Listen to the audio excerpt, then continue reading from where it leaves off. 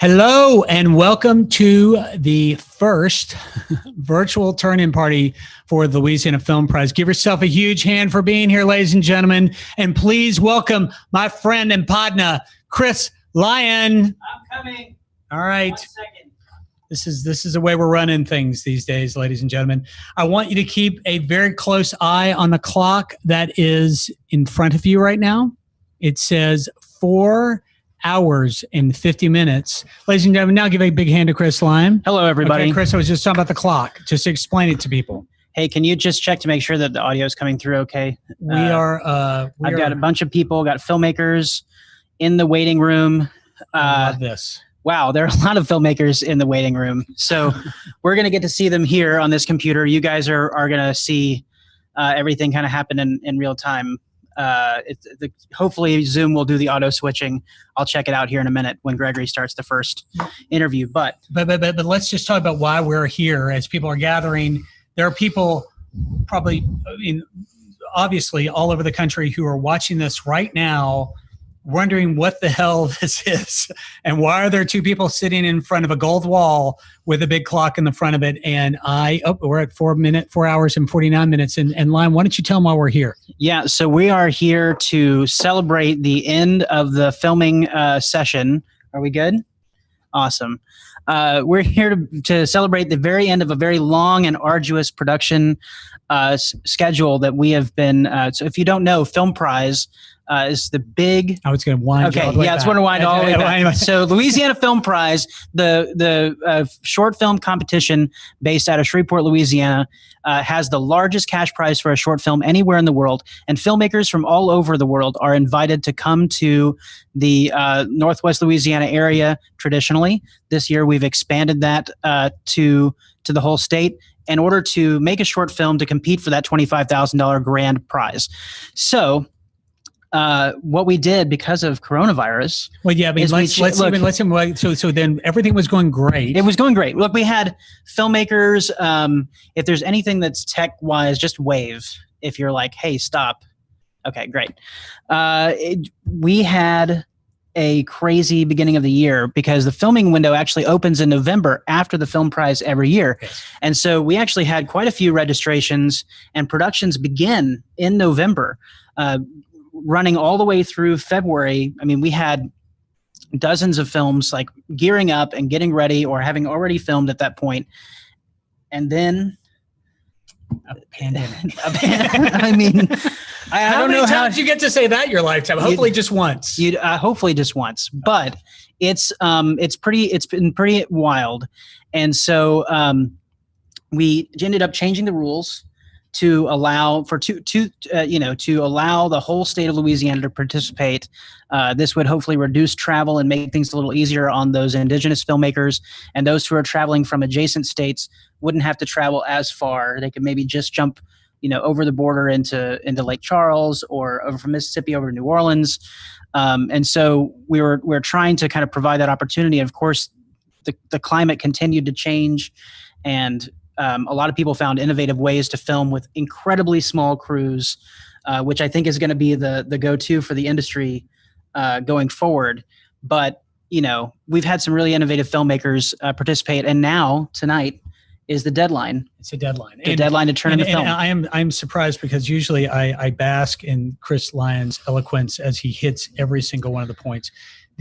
Remember, if you are doing the Louisiana Film Prize, it's an annual competition. We give away the largest cash prize in the world. It is 5 to 15 minutes long.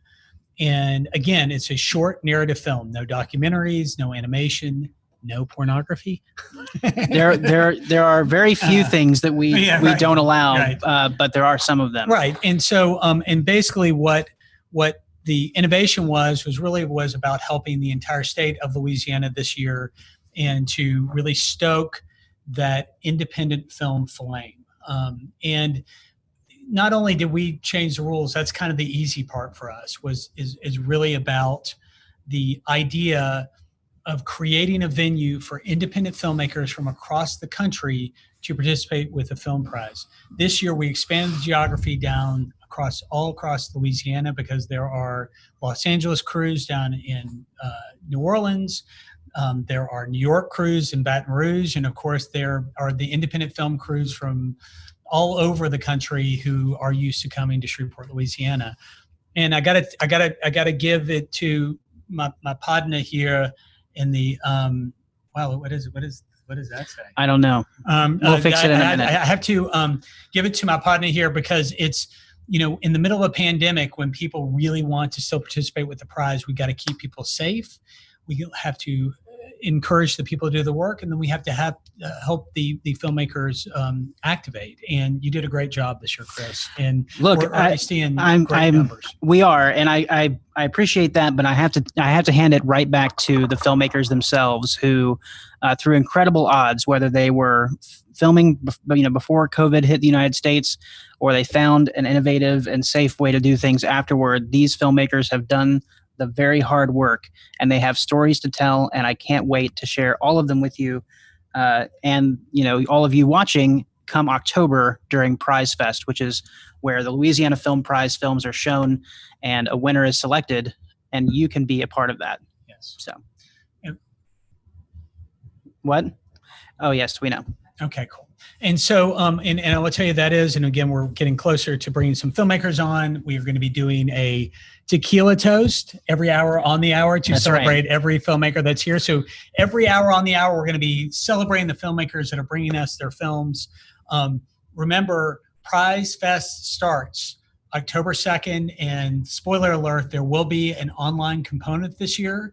If it's not all online, that enables everyone from around the country, nay, everyone from around the world, to see the films, to vote, and help change a filmmaker's life by helping them win $25,000 cash, which I believe is...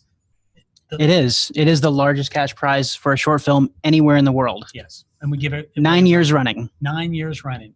So what do you want to do now? You want to so we have 10 waiting filmmakers here who would love to jump in. We're not going to get to everybody. We're not going to get to everybody. So maybe next hour we can get to more people. Yes, but maybe what we could do is bring all of them into the chat room, and we can do kind of a big hello, and then we can select a few that have kind of maybe a short time limit, who aren't going to be able to be with us all night for work or for whatever reason, and jump into those film interviews. Let's do that. And I'm just letting all the filmmakers that are out there, I know there's still people bringing in their films right now. I know that there are people maybe still working on their films, hopefully not too many. Know that the deadline, the traditional deadline that we will adhere to, is midnight tonight. So at 11:59 p.m., it's over. That's when the films that are in, those are the ones that are going to get considered to be a part of Film Prize 2020. I love the idea of let's bring everybody in. Know that for anybody else watching, especially if you're a filmmaker and we don't get to you, we don't get to your story, every hour on the hour, we're going to be bringing those filmmakers in. So come right back at 8 p.m., at 9 p.m., 10 p.m., 11 p.m., and then midnight. And midnight, when we ring the bell, and hopefully Chris and I will still be standing at that point. I don't know about you, Gregory, but I am well versed in the tequila at this point. There is actually visual proof of Chris Lyon during a Prize Foundation family happy hour that actually proves that to be true. Yes. I didn't want to be around you afterwards. I saw the pictures. So it was great. It was fantastic. Well, it was all great for the rest of us. So why don't we bring in the filmmakers? Let's do it. And I'm going to run over to the computer and make sure that you can see everybody. Love it. So here we go, filmmakers. We're going to bring you all in and just kind of say hello. All right. Oh, you're bringing them all in. Love this. I love this. They're all coming in, and we've got people who have, oh my God, they've actually muted themselves, which is crazy. Oh, look at that. Love this. So Christopher Simon.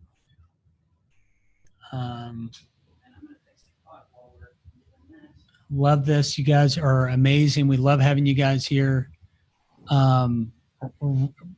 Ryan, are you trying to take down two Film Prize trophies? I mean, you were here for Film Prize Junior, and now you're going to take down the adult, the big one too, huh? I love this. What a great, and definitely the best looking group of Film Prize filmmakers I've ever seen, Lion. I'm just letting you know, for the best certainly, best haircuts, no doubt. I was muted. I love this. Down two film prize trophies. I mean, There I am right there. are you?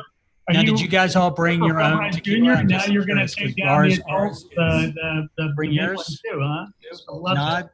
Great. no, did you bring your own? There we go. You have your own tequila? Fantastic. All right, we're gonna unmute some of these folks. Oh my God. Yes. Hold up that glass again. You are ready. You are ready for action. I love this. All right, bring your let's see. But I don't see our faces. Did you guys all bring your own? Now you're going to take down All right, so make sure that you guys. The grand experiment continues. I know. So if you're not speaking, mute yourself, and then but we're gonna look how many people. Let's see. We have some people that Suzanne, Tam. Where's your video, y'all? Bring your and Paulina. Justin. But I don't see our faces. Landry. Paulina. Yes. Okay. What is this? What do we have going on? Make sure that you guys grand experiment continues. Brittany's winning the Zoom call virtual turn-in. Hey, please mute your Facebook or YouTube feeds so that we don't get a loop back, if you guys would. This is fantastic. All right. This is the best turn-in party ever. I know. Let's see if I can't get. All right. Okay.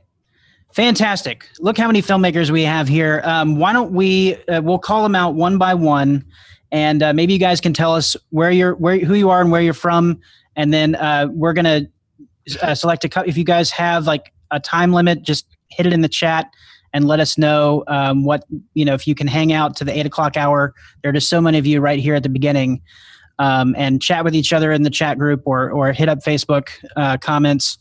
But first, let's start. The first one that I had up was Chris Simon. So, Chris, unmute yourself. Tell us who you are and where you're from. All right. Well, Chris Simon. I'm from Baton Rouge, Louisiana. I'm born in Pensacola, but grew up here. Just a lover of film, and finally decided to take the chance of making something myself and putting it out there. Fantastic. All right, Ryan. My name's Ryan Alcan. I'm from Metairie, Louisiana. I'm sure a lot of you folks here, you felt like you were just sitting around doing nothing with this pandemic. So I just tried to make the most out of what I was given and the time I was given, and got a lot of help along the way with some friends. And, we had a lot of fun making this film that we did, and we loved the opportunity. So, thanks. Thanks a lot. Awesome. And we'll get more into those stories later. Michael Landry. Hey guys, I'm actually from Hammond, Louisiana, but I live in Los Angeles. I've been out here for about 5 years now. I'm really excited to be involved this year. Fantastic. Justin. Hey, I'm Justin LaCalamita, and I see one of my buddies on here. What's up, Alex? I'm from Chicago, but I've been living in New Orleans for like the last 10 years, and this is my first time directing something, so I hope it goes okay. Absolutely. Mary. Hi, everyone. My name's Mary Castile. Originally, I'm from Arkansas, but I've been living and working in New Orleans for about 6 years now. This is my first time submitting to the film prize. I was pretty excited because, a lot of us aren't working right now, so I actually had time to do something. I actually set out to make an entirely different film, and then I wrote a really short script that I could shoot with a small amount of people. I'm just happy to be included, happy to be here. Thank you. Alex Salazar. Hey guys, my name is Alex Salazar. I'm originally from Kirkland, Washington, but I've lived in New Orleans for the last 7 years. Just want to say thank you for having me, and we are so excited to join the Film Prize family for the first time. So thanks for having us. Absolutely. Robert. Hello, everyone. Robert Critchfield here from Shreveport, Louisiana. I appreciate you guys having me and allowing me to be a part of this year's Film Prize. I love it. Hey, I'm excited to see what's about to happen here. Fantastic. Thanks for tuning in. Brittany. Hi guys, I'm Brittany Van Dyke. We live out in Denham Springs, Louisiana, which is right outside of Baton Rouge, pretty close to New Orleans. And we're just happy we didn't have to drive 4 hours to come film a movie. So we appreciate y'all opening it up to the whole state of Louisiana. And usually I like to go for the funny, but since I had all my serious actor peeps down here, we're like, let's just do something completely opposite of what we usually do. And it's a story that I think needed to be told. So appreciate y'all. Thanks. Absolutely. Thank you, Brittany. This is my DP/gangster editor, Lance Woolley. And hey, Lance. You don't have to say quiet on the set in Louisiana. You just say, we're turning the air conditioning off. That's a good one. That's awesome. Thank you, guys. Suzanne, introduce yourself. Hi, my name is Suzanne Rotz. This is my second time with Film Prize, so I'm super, super excited to be here. And we got lucky because we shot really, really early. We were fortunate enough to be pre-COVID at the very beginning of November. So I'm just in awe of all you guys who were able to get this done in the middle of this craziness. So anyway, super excited. Thank you, Suzanne. Cam, you're up. Hey, my name is Cam Owen, and I'm from Minden, Louisiana. I've been in New Orleans for about 4 years now. I shot my film in New Orleans with an all-local cast and crew. The title of my film is Inapplicable. It is a story about, loosely about my first year here in New Orleans, and I'm really excited to share it. I've submitted to the Film Prize a few times as a producer, but this is my first time as a writer-director, so I'm really excited about this year's submission. Fantastic. Congrats on that. Thank Paulina. Hey guys, I'm Paulina Manso. I am the writer-director of Aurora. I'm from Texas. I live in San Antonio, Texas right now. And we also got really, really lucky that we got to film back in January before all this craziness happened. We shot in like 30-degree weather, but it was really fun. And we're just really happy to get to this point and to be here. And just so you know, Paulina, the temperature has changed just a little bit here. Yeah, just a little bit. No. Awesome. And I think the last one that I have that has signed on so far is Samuel Ali. Yes.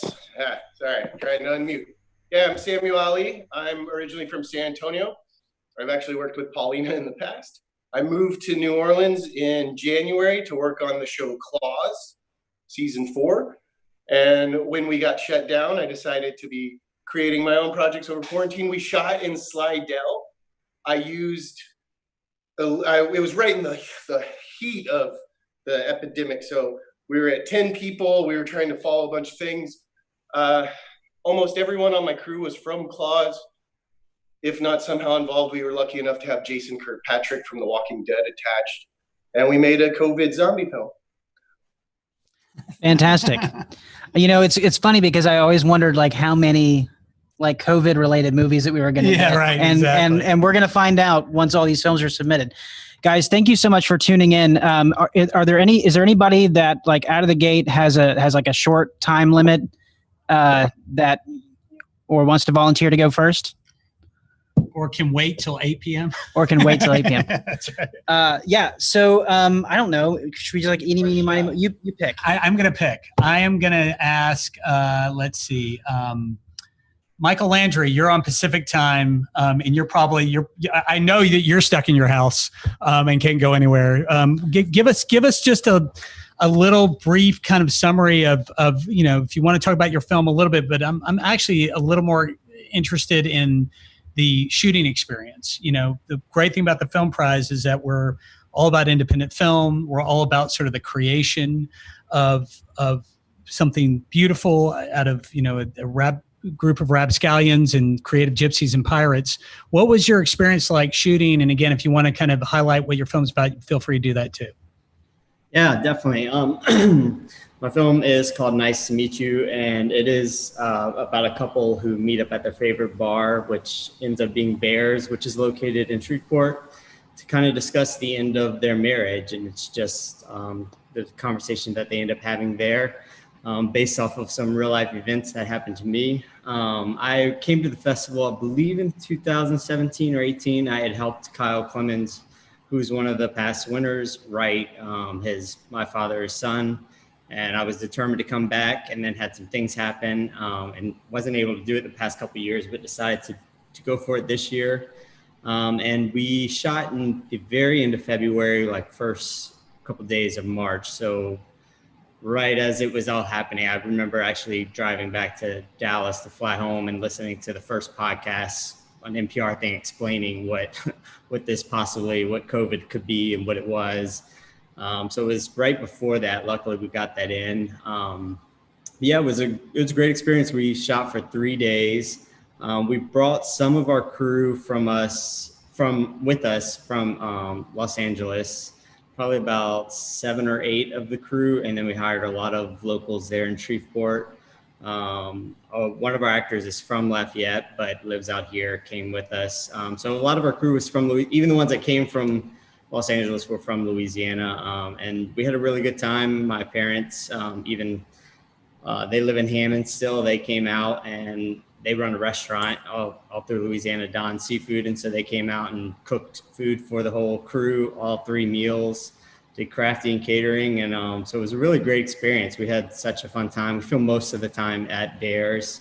And then we did 1 day out on like a little lake. And yeah, it was a great experience. And I look forward to being there this year. Shout out to your parents for craft services. Yeah, they were awesome. Yeah. So, Michael, you were somebody. He's from Shreveport, correct? Michael from Shreveport, Crutchfield. I'm sorry. The other. I'm sorry, Robert Crutchfield. Sorry, Robert. You're from Shreveport. Got a cousin named Michael. Yeah, yes, sir. I'm from Shreveport. Could you speak up just a little bit more, Robert? Yes, sir. I'm from Shreveport. How about that? Just turn my volume up. Yeah, I'm from Shreveport. So same question to you. Tell us maybe a bit about your film and what your experience was like. And I'm really also curious. I mean, what Michael was detailing about leaving the city as the city starting to close in on itself due to a quarantine. You were, I think, the only one that's on this call from Shreveport. What was your experience like shooting for the film prize? Very interesting. You know, I've been planning on shooting ever since I was in school with DMI, like in early July. So it was something that I wanted to do. COVID hadn't actually, I don't know if COVID had actually started or whatnot, but I was in school writing the script, and I had to stop in the midst of everything. So I say about close to the end, I got a call from Mr. Line. He said, "Hey, are you still going to be in the film prize?" I thought about it for a second, then I was like, you know what, maybe I should. That was a sign to where I should go ahead and go ahead and finish filming. And I just called up all of my cast and crew that I had been putting in places for that whole year. And thank God that those people were still available, able to come out and do what we needed to do. And everything was pretty much impromptu. There wasn't like an actual script. So this actually kind of made it a bit easier for me to have a script line to where I could just give everybody the script through emails, and everything was pretty much done digitally until we came together. So we're like doing digital phone calls, iPhones talking about parts. Everyone's getting to know each other. I'm setting up dates with locations, and just, it was a little trying at some times, but everyone worked together, and that was the main thing. I had a time with Shreveport police. They were polite. To get the film permit is a little bit different here. So I had to actually go through Shreveport police and meet some officers, which was kind of cool. So I learned some things there as well. Just being able to shoot in Shreveport and closing down streets which is something that you really would need to do if you're trying to get some stuff done. That's who you contact. So I had a lot of fun doing it. Some of my cast and my crew members are here in the background just chilling out, but we did a lot of work, man. It was quick. The people who allowed us to use their properties were amazing. I truly appreciate them. The film is called Hostage. It's about a guy named Ken. Wealth strikes Ken as he helps close friends invest in a once-in-a-lifetime business opportunity, and somehow he finds himself in a ransom with a street cartel who wants what they see. So it's an action drama movie, and I'm excited to just see what everyone else thinks about it versus what I think about it. I'm a big critique of my own work, and this will be my first time actually participating in Film Prize. So I'm just excited to see what's going to happen here. Love it. Fantastic. I love it. There's so much great story. energy emanating from the screen. I know. Speaking of from the screen, we have two new folks who have joined us, Ben and Abigail. Abigail, why don't you unmute yourself and do just a very brief, like who you are, where you're from, and what the name of your film is. Hi, I'm Abby, and we made a film this year called Green's Alley. I live in DC right now, but I used to live in Shreveport for 3 years. So I worked with some film people down there. And when I moved away, I still wanted to do that. So I come down there to film. Awesome. And we're going to get to you to tell a larger story here in a little bit. But Ben, why don't you introduce yourself? Yeah, my name is Ben Ash, and I get to work with the awesome Topher Simon, first-time director, and got to work on an amazing short film called Imminent. And man, we're so happy that we get to bring it to you guys. Fantastic. Thanks for joining us. Justin, I'm really interested if you would kind of share the origin story of your project. Go ahead and again, just tell people again what it is. Give us a log line and what made you want to kind of join in the Film Prize fray this year? Sure. My name is Justin LaCalamita, and my film is called Ronnie, and it's a sci-fi drama about a blue-collar robot that he's having trouble getting some work, just like the rest of us. We're all kind of unemployed right now. So it's kind of like that kind of story. For me, what kind of got me involved with this project was I really wanted, or with this festival, was I was hoping to direct this short film because I'm trying to make my way into directing, and I currently do visual effects. But yeah, basically I hit up some producer friends of mine, and I was like, hey, you should let me like direct an episode of one of your show. And they're like, well, what do you have? And I didn't have anything. So that was kind of embarrassing, but it was a good learning experience. So he's like, listen, you got to shoot something. And then the pandemic hit. I was about to shoot it. Pandemic hit. Everything shut down. And fortunately, this really wonderful competition let it be known that you can film now in Louisiana. And I moved back from Atlanta, where I was working, to New Orleans, which is where I have my home. And a friend of mine kind of posted that the Film Prize expanded a little bit, so there was more opportunity to take part. And as soon as I heard that, I was like, okay, great. And I just contacted, because I've been living here for about 10 years, even though I was working in Atlanta. I just contacted all my local New Orleans film friends and got like a really nice crew together. We filmed all in one day on just a couple weeks ago, though. It was like July 18th.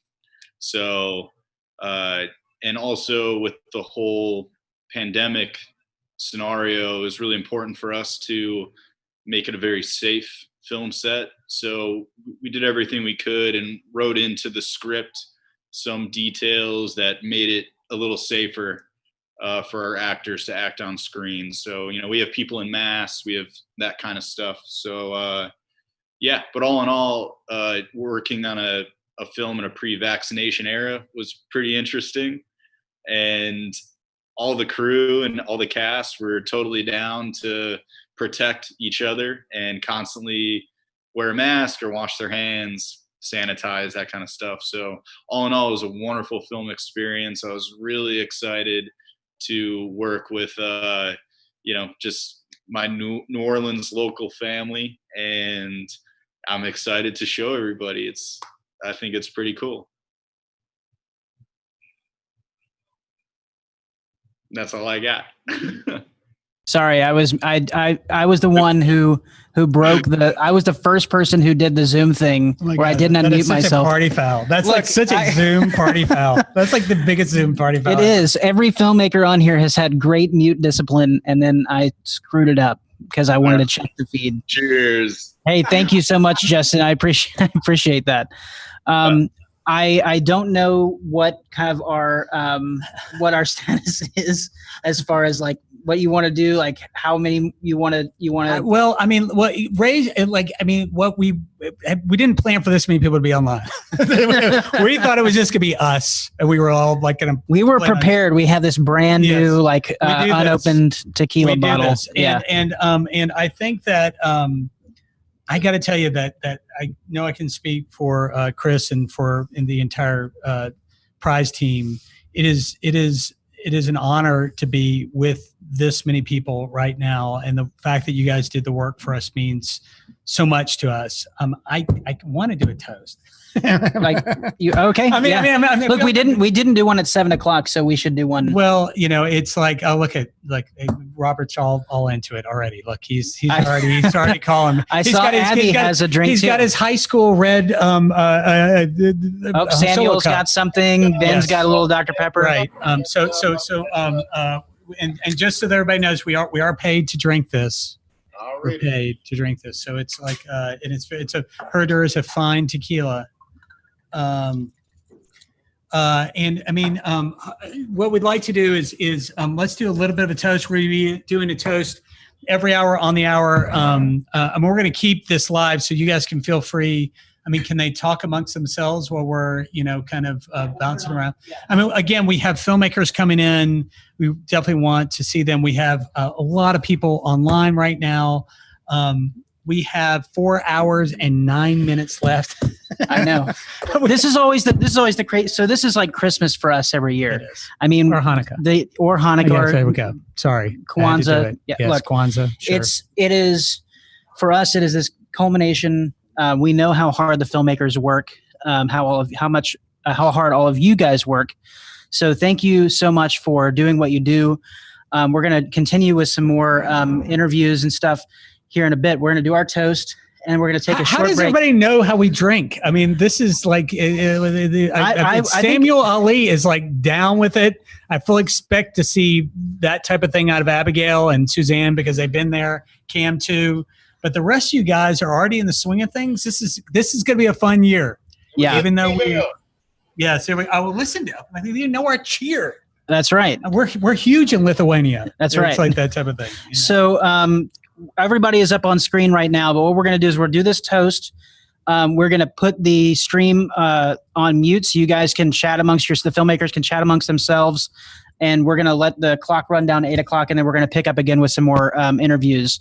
So for those of you who are watching on the stream and aren't on the Zoom call, keep tuning in.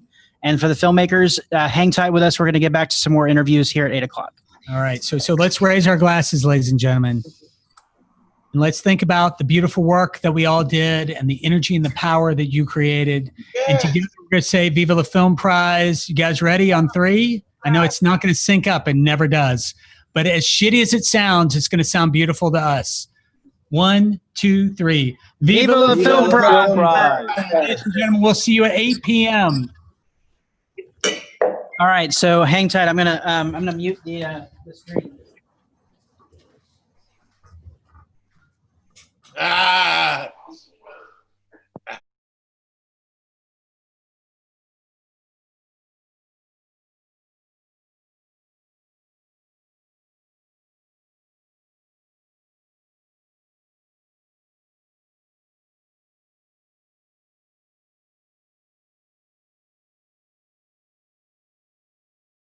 About that.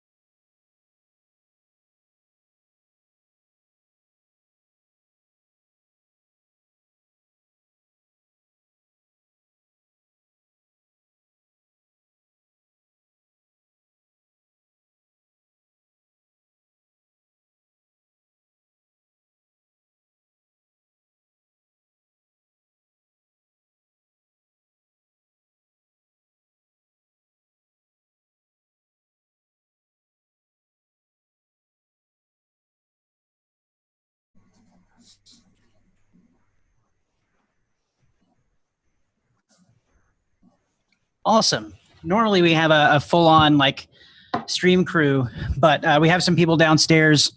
There are people that are, the building's locked up, so we've got a team downstairs accepting films and everything. Welcome back, Facebook viewers, to the PrizeCast Virtual Film Prize 2020 Turn-In Party. We've got a lot of filmmakers here. We have a fantastic, hey, there he is. Here I am. Danny, I'm muting you, so you keep taking us over. We've got a great set of filmmakers here that are joining us. They've been talking all night, getting to know each other, which is the fantastic part of the prize. I love when people get together and share stories and connect with each other. But we have a list of people here who we're going to bring up to tell you a little bit about their prize film and their prize journey. So I tell you, before we do that, because there are a bunch of people who have joined us here on Facebook. I want to just remind everybody what they're watching right now. This is the virtual turn-in party for Louisiana Film Prize 2020. I'm Gregory Kallenberg. I'm Chris Lyon. And we are here to welcome all the filmmakers and their films in, as tonight is the deadline, because from here, these films will get taken in, they'll get judged. We are going to be announcing our top 20 films, which will be announced on August 28th. August 28th. Those 20 films will compete for $25,000 cash. The filmmakers you're about to meet are filmmakers who have completed films and are vying for that place in the top 20 to hopefully compete for the $25,000. Now I'm going to turn it back over to you. All right, fantastic. So first up on our list, Chris Simon, if he is still around. He may have. Oh, there he goes. Yeah, hey, Chris. So tell us a little bit about your film and what it was like, kind of making a production happen in these times. So about the film, it's about a guy. What's the name? Start off with the name. It's called Imminent. So Ben got on. He's my co-writer, co-director to this as well. So he's on as well. So if he wants to chime in, please feel free. But the idea came about me leaving one day late for work. I work in industry, I imagine, like everyone else, on more of the video production side. And so I was leaving late one day on my way, walking to my truck, and then I just had an idea. I had a what if moment, and it kind of spiraled into something I wanted to quickly write. And then Ben saw kind of the vision, got behind it, and started writing with me. And we didn't consider Louisiana Film Prize just yet, because I didn't think we had something long enough, but we just kept talking about it and wanted to add a little bit more to the back end to give more continuation of the story. But it's about a guy who's leaving work, and he's kind of faced with some danger, some uncertain danger. And the whole point of it was for him to be relatable. Like if it was you or I leaving late one day and something stands in our way from getting back to our family. So for me, I'm a father of 3, so that kind of tied, not necessarily tied, it tied into the film itself, as far as like what I would do if I was put in a situation.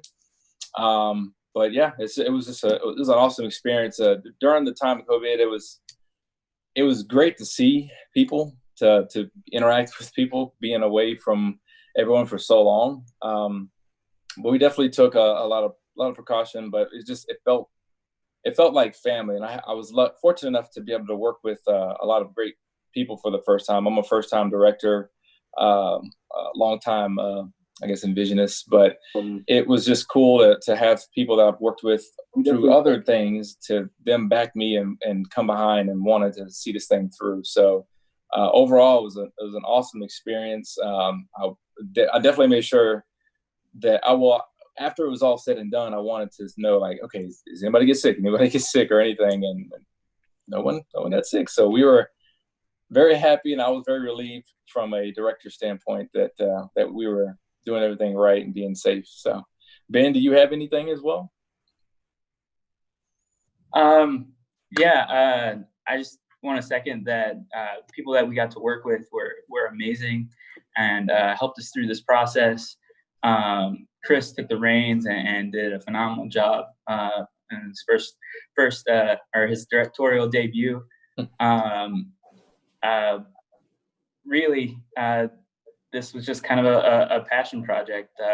We've always wanted to make films, and so this is a step in the way to making better and better films. And so we can't wait for you guys to see it. And we're coming from Baton Rouge, Louisiana. So hopefully, get another part of Louisiana shown to you guys. And just the last thing I'll say too is we shot this over 2 days. We had each day about 4 hours to shoot, and so it was very, very, very, very clutch time to do this and try to pull things off. And when things didn't go right, we had to on the fly fix and find another way of doing stuff. So definitely a challenge for a first time kind of directing experience, but I think we had a great time. A lot of all-nighters to edit this thing to get it ready for our rough draft. So I hope you guys enjoy it. Yeah. Hey, thank you so much, Chris and Ben. Before we jump to our next interview, I want to welcome Lorna Dobson to the stream. Lorna, just say hello, introduce yourself, and where you're from. Lorna Street Dobson. My film is Untitled Post-Baby Project. I'm originally from Shreveport. I grew up there, and I've been in New Orleans the last 3 years now. Awesome. Welcome to the show, and for getting a film in. You are a Film Prize veteran, have been acting for a long time, and this project is not your first film to direct, but we're glad to see you back now post-baby, because you've just recently had or I say recently, but you've had a baby since the last time you joined us for Film Prize. So yeah, one thing I do want to let everyone out there know who's watching this and now who are incredibly super jealous of every filmmaker that is on this Zoom call that completed a film that gets to be part of the most amazing film competition on the planet. And I mean that. And this year, even online, we're going to deliver an incredible experience to you all. I want to explain to everyone that as you turn in your films, we hope you enjoy it. That's being told to me and Chris. Listen, we can't wait to see the films, but we do not judge the films. I want to be super clear about that. We answer that question every year, every single year. And what we do is your films will get packaged up. Your films will go out to judges all over the world now. Last 2 years, we've been international with our judges. They come back with scores. They actually then get put into Zoom calls just like this. It's been going on for a long time, and they choose the best 20 films. So we love you for you. You're all of our children, even though Chris tells me to stop using the child thing.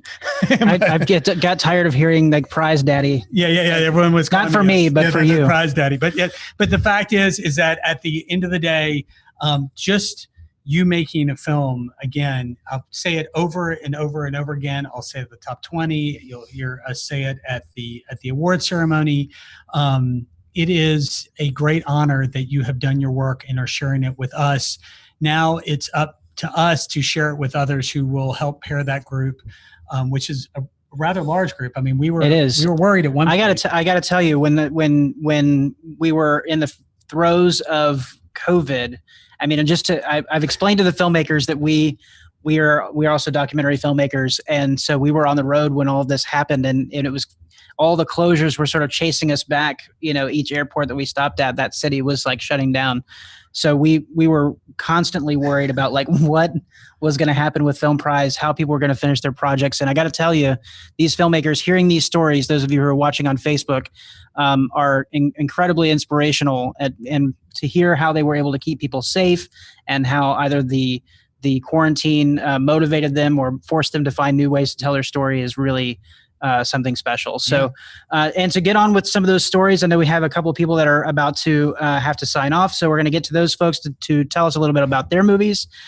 First, Ryan, why don't you tune in? Tell us again who you are, what your film is, and then how did you hear about the prize? And I'm leading you here because there's another thing that you're a part of, but I want you to tell that story and what made you want to jump into Film Prize this year. Right. My name is Ryan Nakan. I'm from Metairie, Louisiana.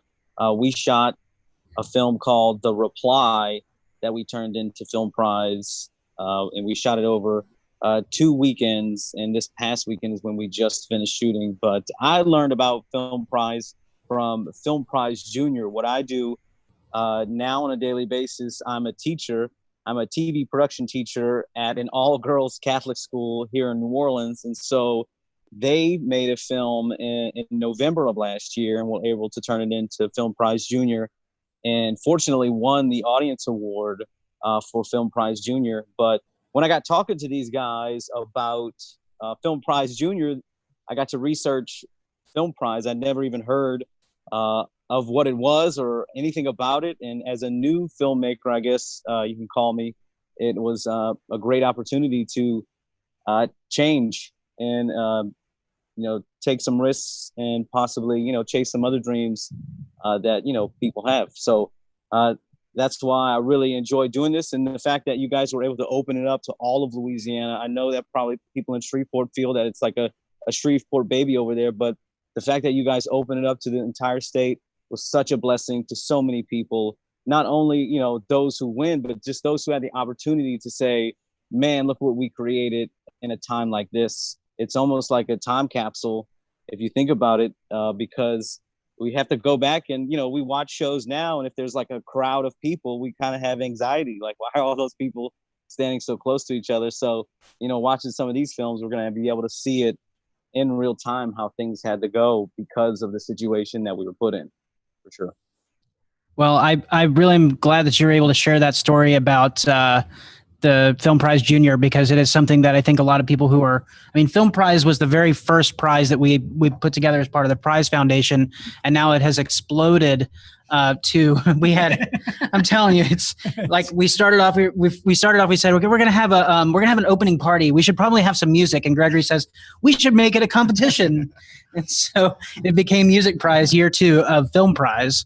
And then we added Food Prize. And last year we added Fashion Prize, and this year we are last year rather, we had a showcase.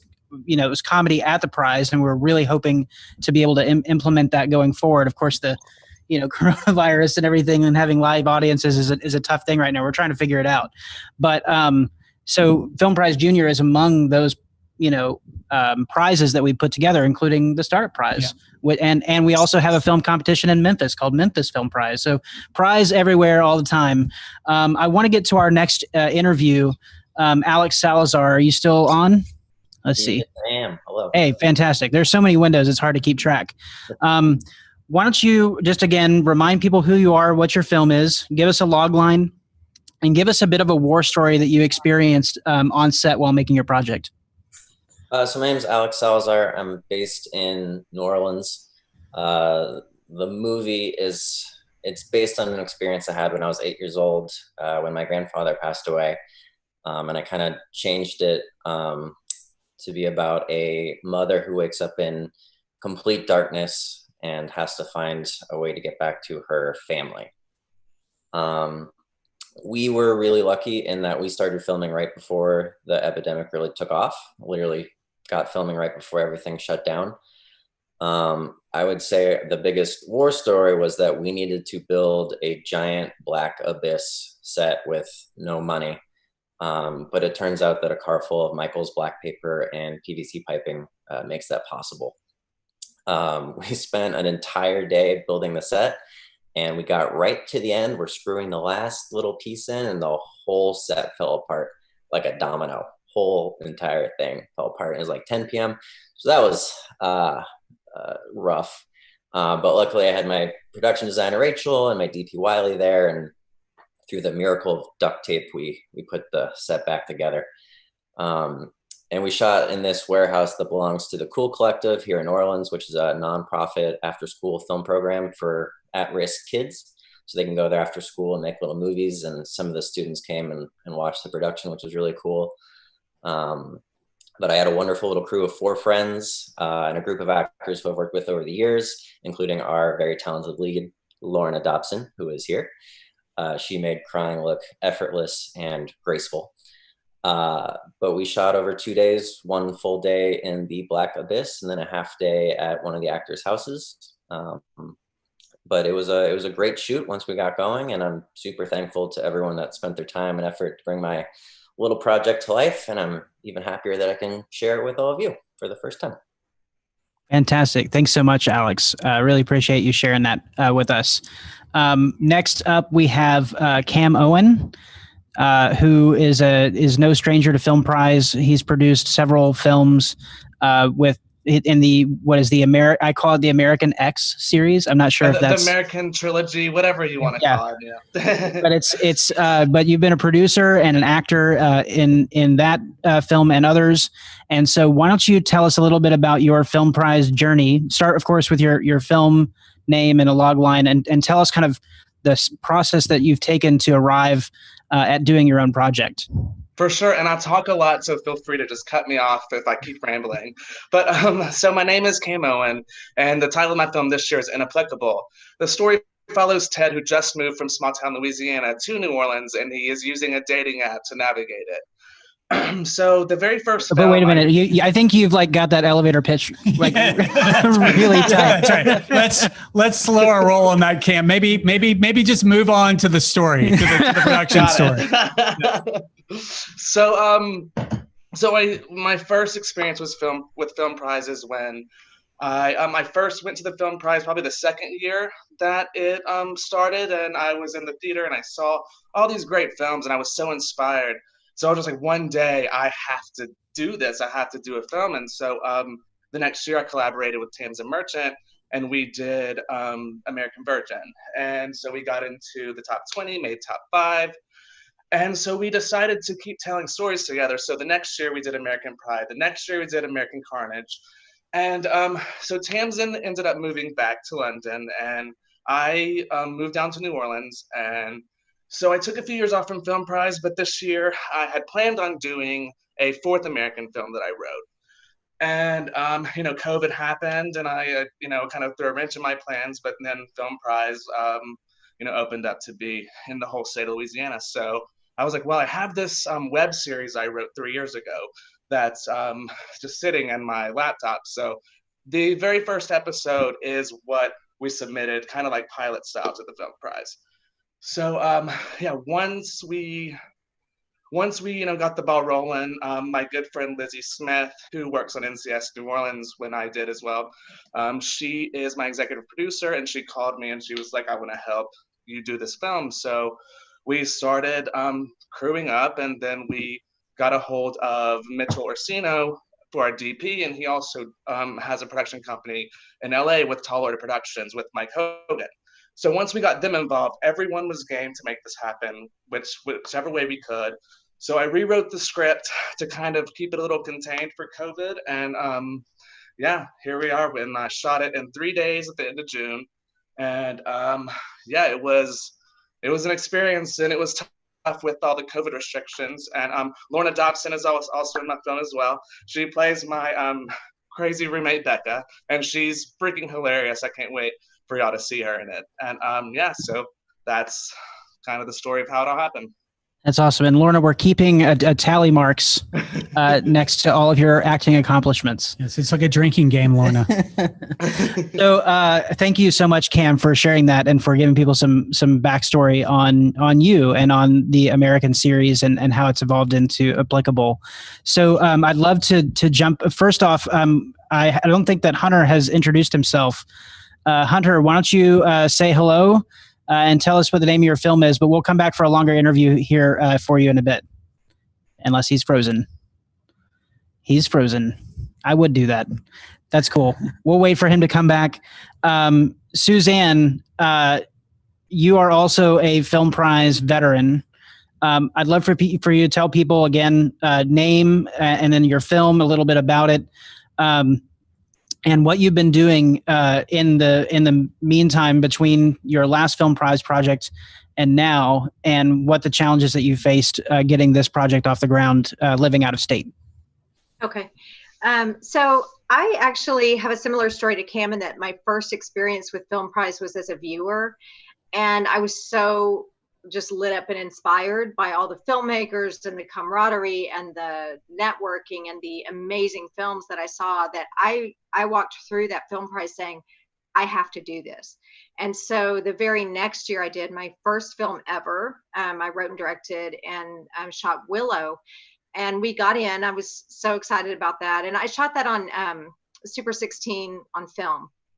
And so between then and now, I just really was kind of gearing up to try to get another one done, because I did the set design and I did, producing and all that on Willow. And I knew that I needed to branch out a little bit more and bring on a team that really could help me, achieve something a little bit more of a step up. And so it just took me a little while to do that. So this is my second film, wrote, directed, produced, and I had an amazing team that helped me. And this is called Baked Potato Night.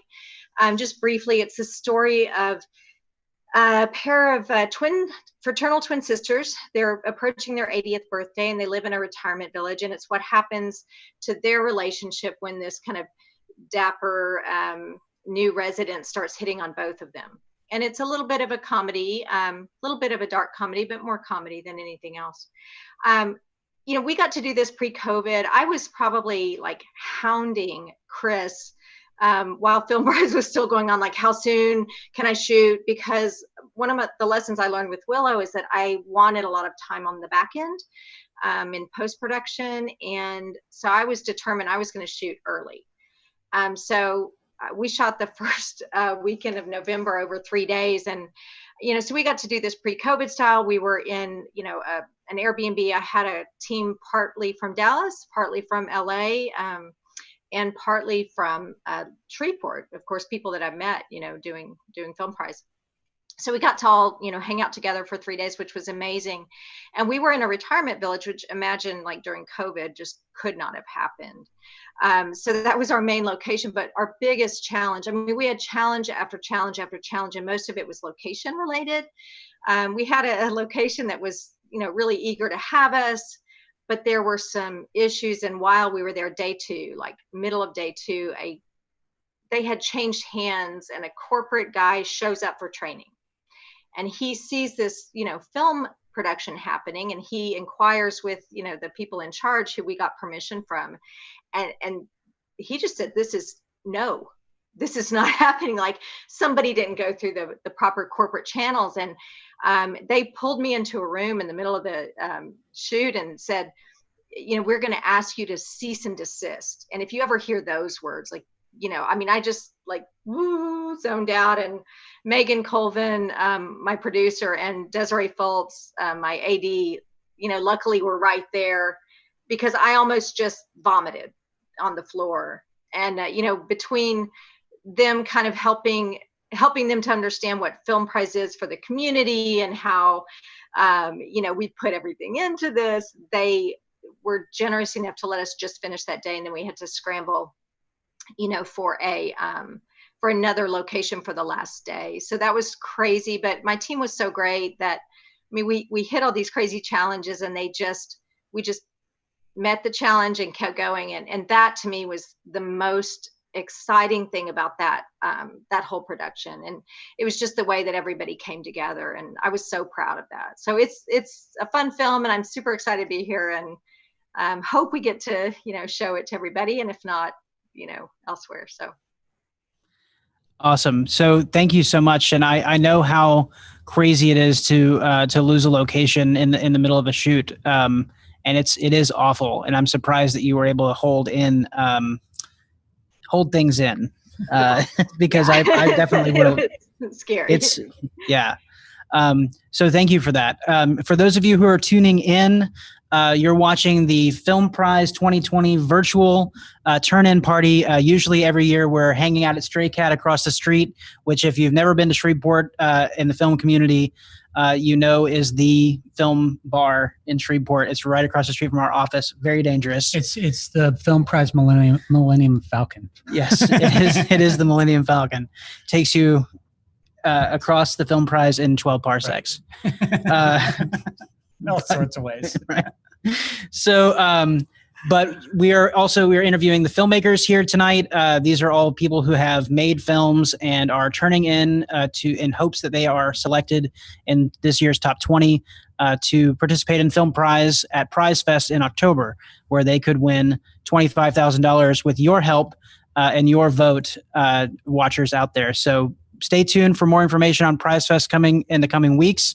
But I want to have an opportunity to get back to some interviews here in a second. Do you have anything you want to add? The only thing I will tell you is that the other thing that you're looking at, Film Prize Nation, as you look at this beautiful set that's been built, is this clock that's in front. That's 3 hours and 34 minutes. So any Film Prize filmmakers that are out there right now still looking at any Adobe products on their screen are in trouble.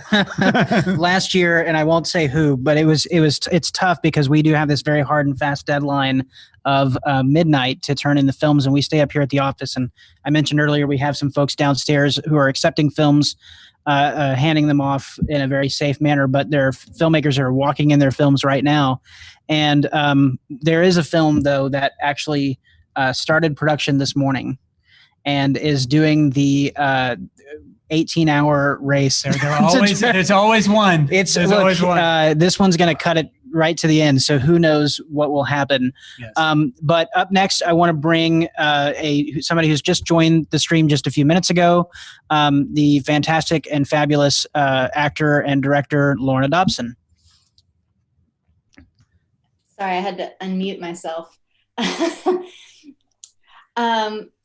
Tell me what all do you Right. need? I didn't give you a lead in. So you're, tell us, I know you just introduced yourself a minute ago, but tell us who you are, where you're from, what your film is and what it's about. And then I'll ask you a question. Yeah, I'm Lorna Street Dobson. I am a Shreveport native. I grew up there and I now live in New Orleans. I've been in New Orleans for about 3 years now. And my film is humorously and not at all seriously called The Untitled Post-Baby Project.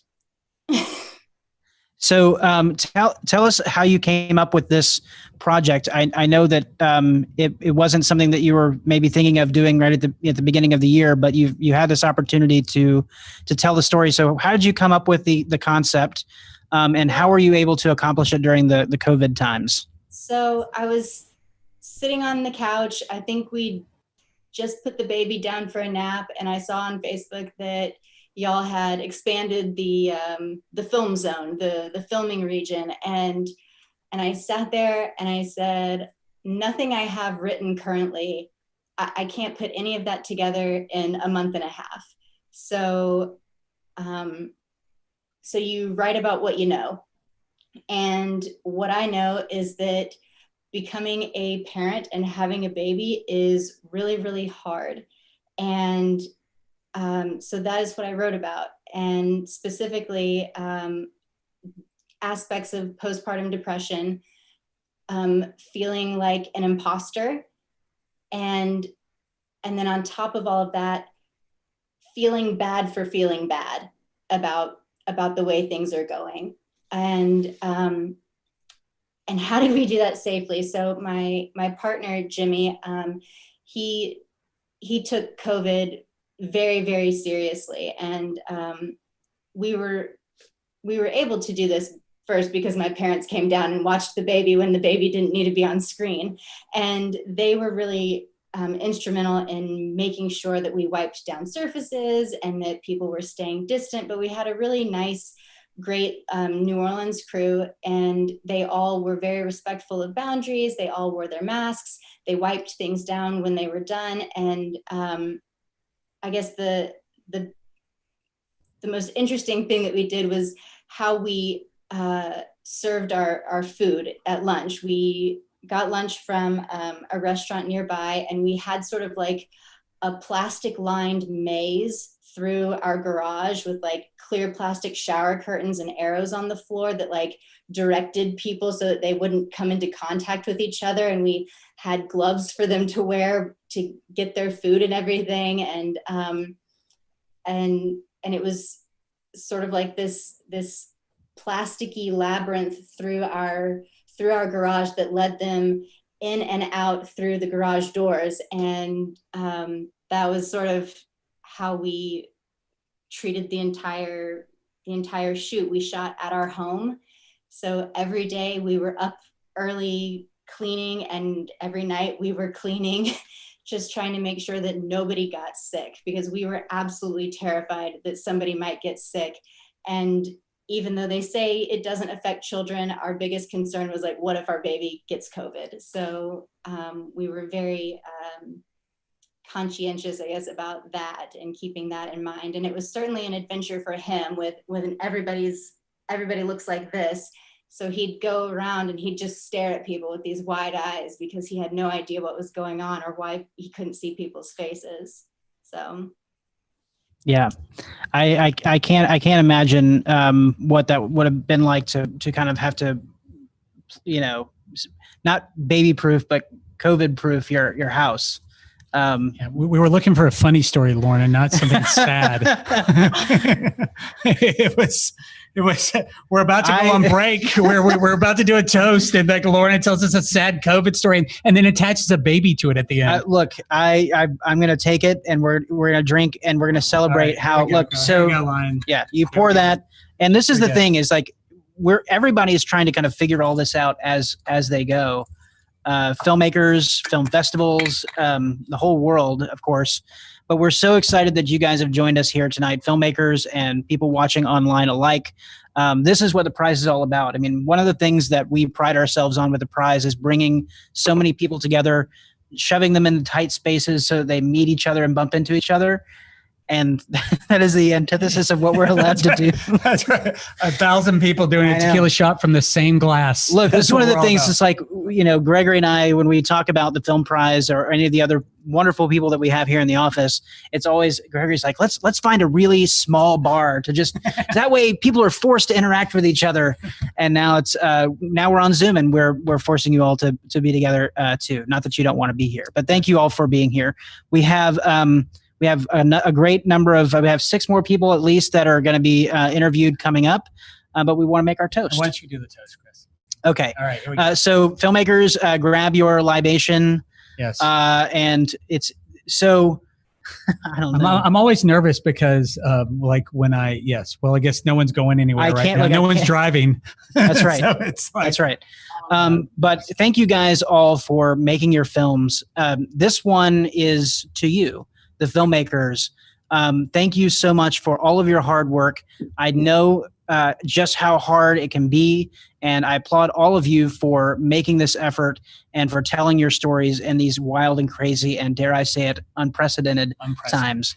It's the word, that's the buzzword around here at the office, which means that it's time to drink because we said unprecedented. But to you, the filmmakers, Viva, and we're going to take a break here. So cool. Take a break. Cheers. Viva, you guys. You guys Cheers. are awesome. We'll see you at 9 p.m. All right, I'm gonna go turn.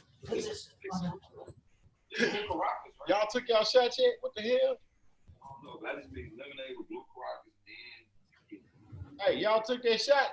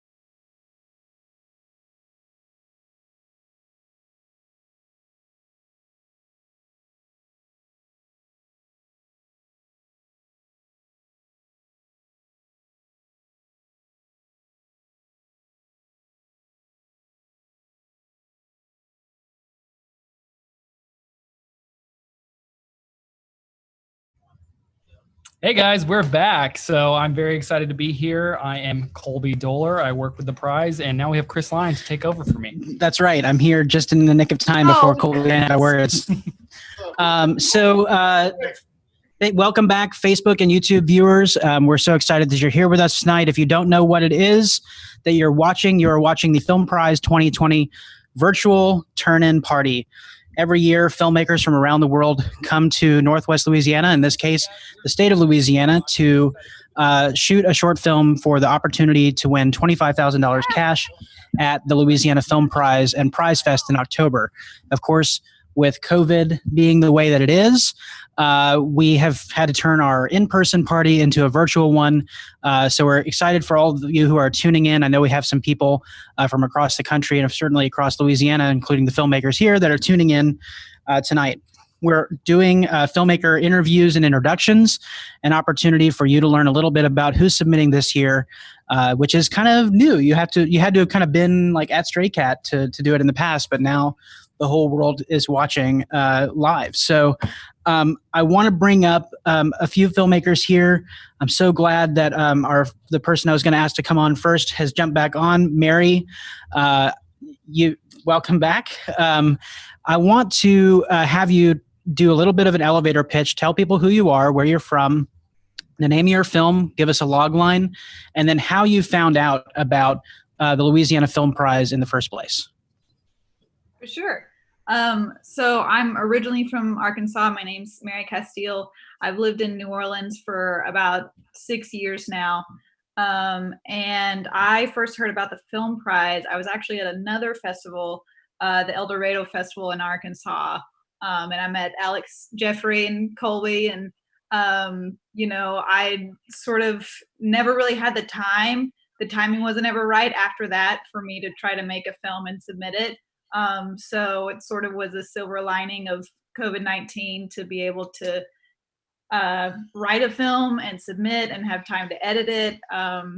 Being out of work, I guess, has its perks as well. But my film is called Miss Blue. I had actually thought about doing the Film Prize and had an entirely different film in mind. And this was actually just a short script, like 4 pages that I wrote about one character sitting on a porch, talking to her neighbors and passerbys. And it's very just a simple character-driven film. And what happens is she ends up talking to somebody and it brings up bad memories. And and it's just her on the porch and a cat. That's all the film was. And we only had a crew of about 5 people. We stayed distant from her at all times. We rented a Airbnb in New Orleans. And I made sure everything was good to go beforehand, that it was getting cleaned. And, the neighbor who owned the Airbnb, she was really accommodating and was down for us to film there. And that's pretty much what happened. That's awesome. Yeah. So I'm so glad to see you actually coming and competing for the prize. Yeah. Cause I remember we met you a few years ago at El Dorado. And so, yeah, definitely glad to see you coming for the prize. What has your experience been like? And how long ago did you actually decide to make a film for the prize? What finally pushed you to jump in? Was it the expanding to the whole state or was it something else? Yeah, it was definitely expanding to the whole state is what drew me in, because I think even if I was working, if it wasn't, COVID, and expanding to the state allowed me to just work with the people that I already knew here that I could call and they'd want to shoot something in like a weekend. Being off work opened up a lot of time for me. So I actually shot the film last Sunday, August 2nd. And I edited it this week. And my DP, he also goes back and forth with me, and he edits. He doesn't want to come on. He just got off work.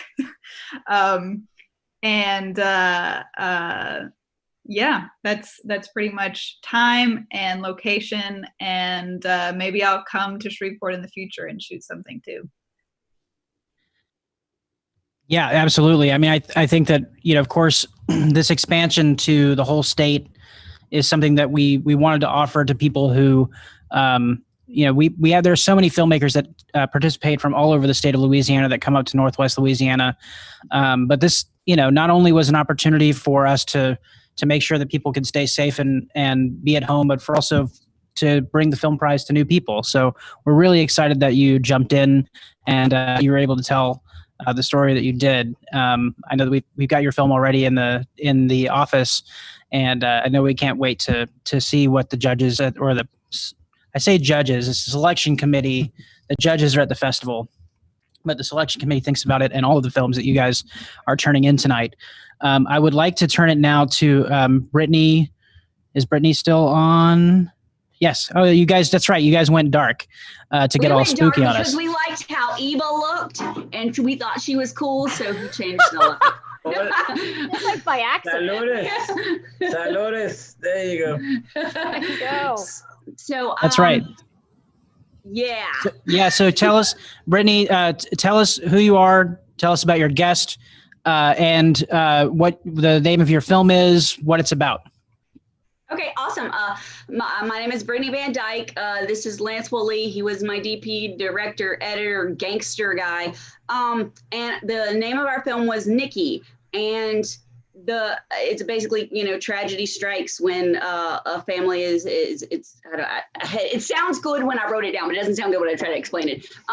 Basically, it's about a sister, and she's dealing with her other sister, and they have mental illness and substance abuse, and it's basically what kind of goes down, you know, kind of in both their minds, like what happens between both sisters, and why I ever really wanted to do this. It's basically my life, except, you know, my head hasn't gotten bashed in yet, so that's a good thing. But it's based on a true hopefully that's not a spoiler. No, it's based on a true. No, it's not. Well, she lives if you go on up.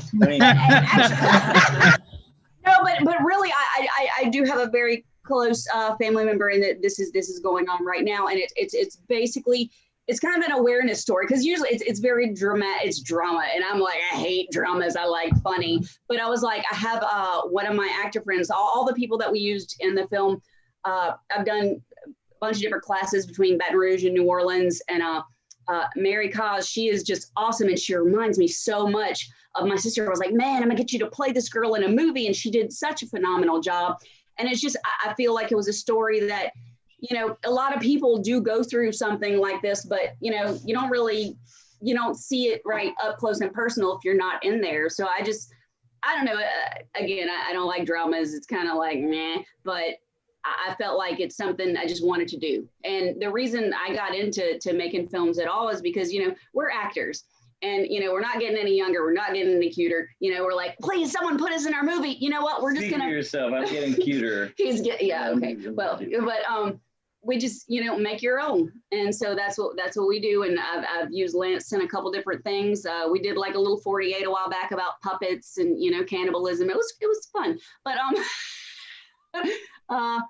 I don't know. We just do this because this is what we want to be when we grow up. And until then, I'll work for the post office and get chased by dogs, and Lance will just be the funny man sitting next to me. When she brought me this film, I come from comedy aspect, and I've been working that in years and doing well.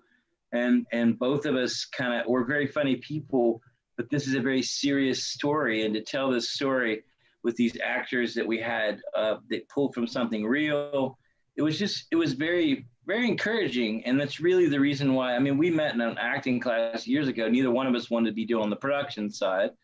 But after long enough of working, I went my route, she went her route, we came back together, and we found that you can really make a great film if you really put all your heart into it, and you have the ability to pull from something real. And everybody's got their own little take on things, but we had a really good time making it, and luckily things went out without any major flaw.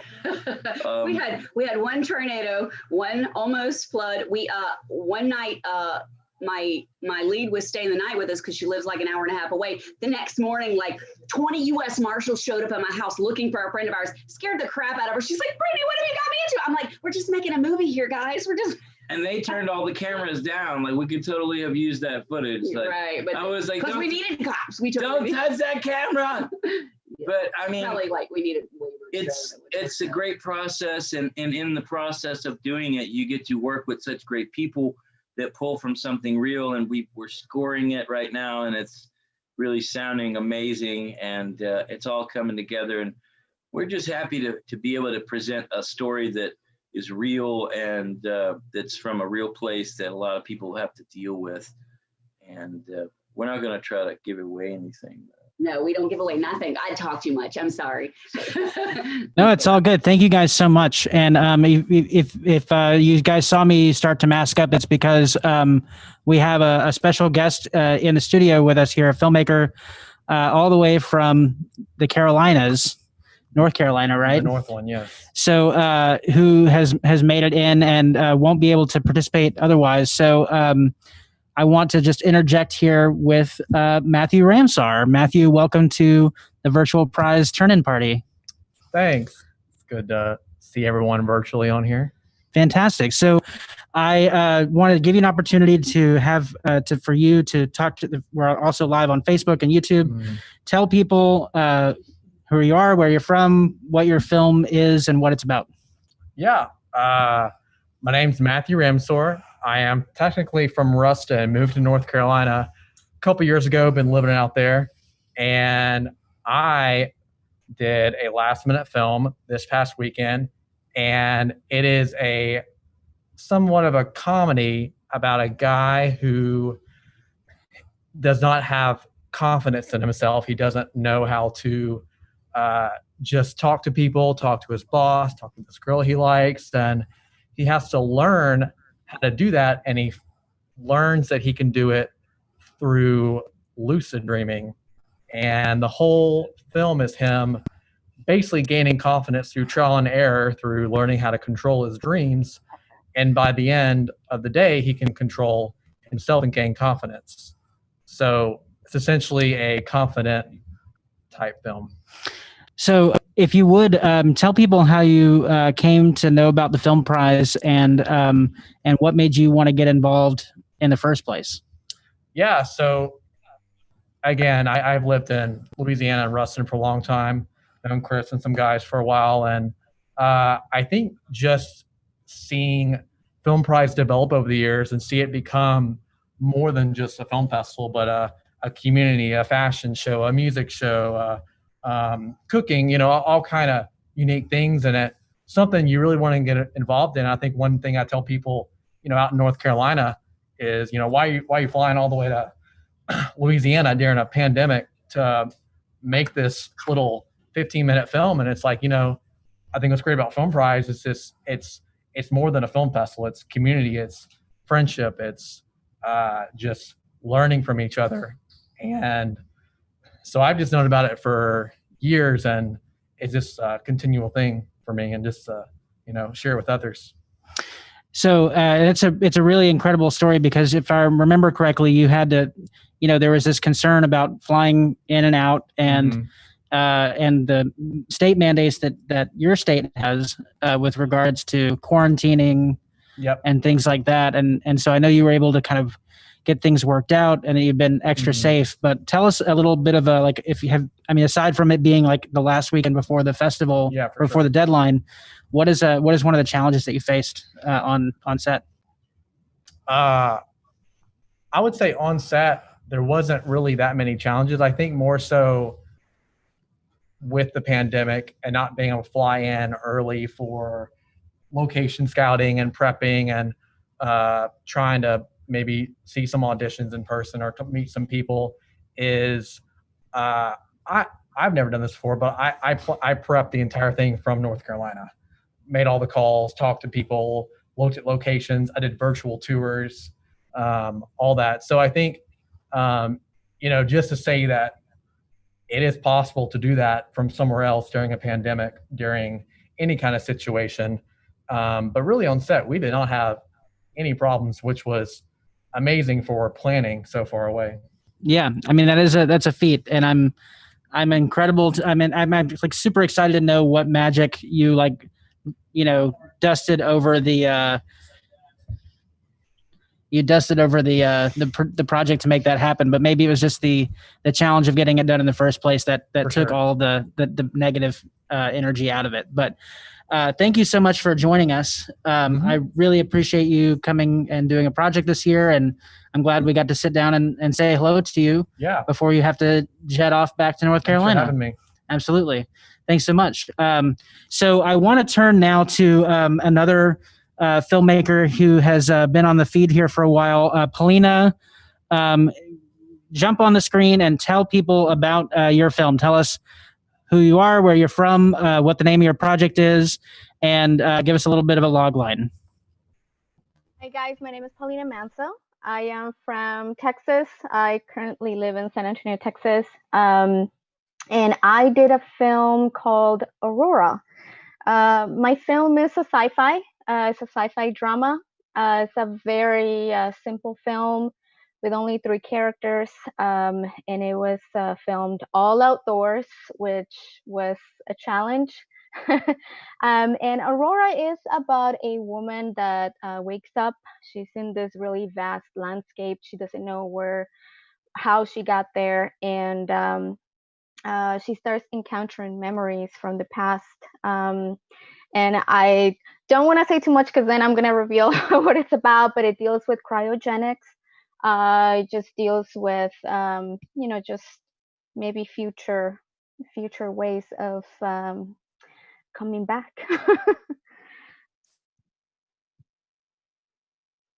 Well, and I'm really glad that you were able to make your film, in advance. I mean, you had a lot of freedoms that a lot of filmmakers didn't get.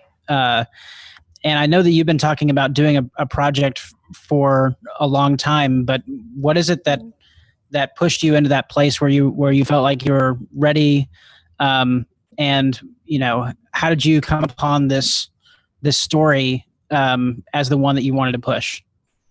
Well, I was my first time with Film Prize was in 2018. I was here supporting a few friends, and then last year I was just here as a viewer, as a attendee, and that's when I really was like, I gotta do something. I gotta come back with my own project, and I had this script already written. It was actually all my cast is female. And originally the lead was a male, and I was like, you know what, let me just turn it into a girl. So that turned literally my entire cast into girls. So that was really cool because a lot of the key roles in my crew as well.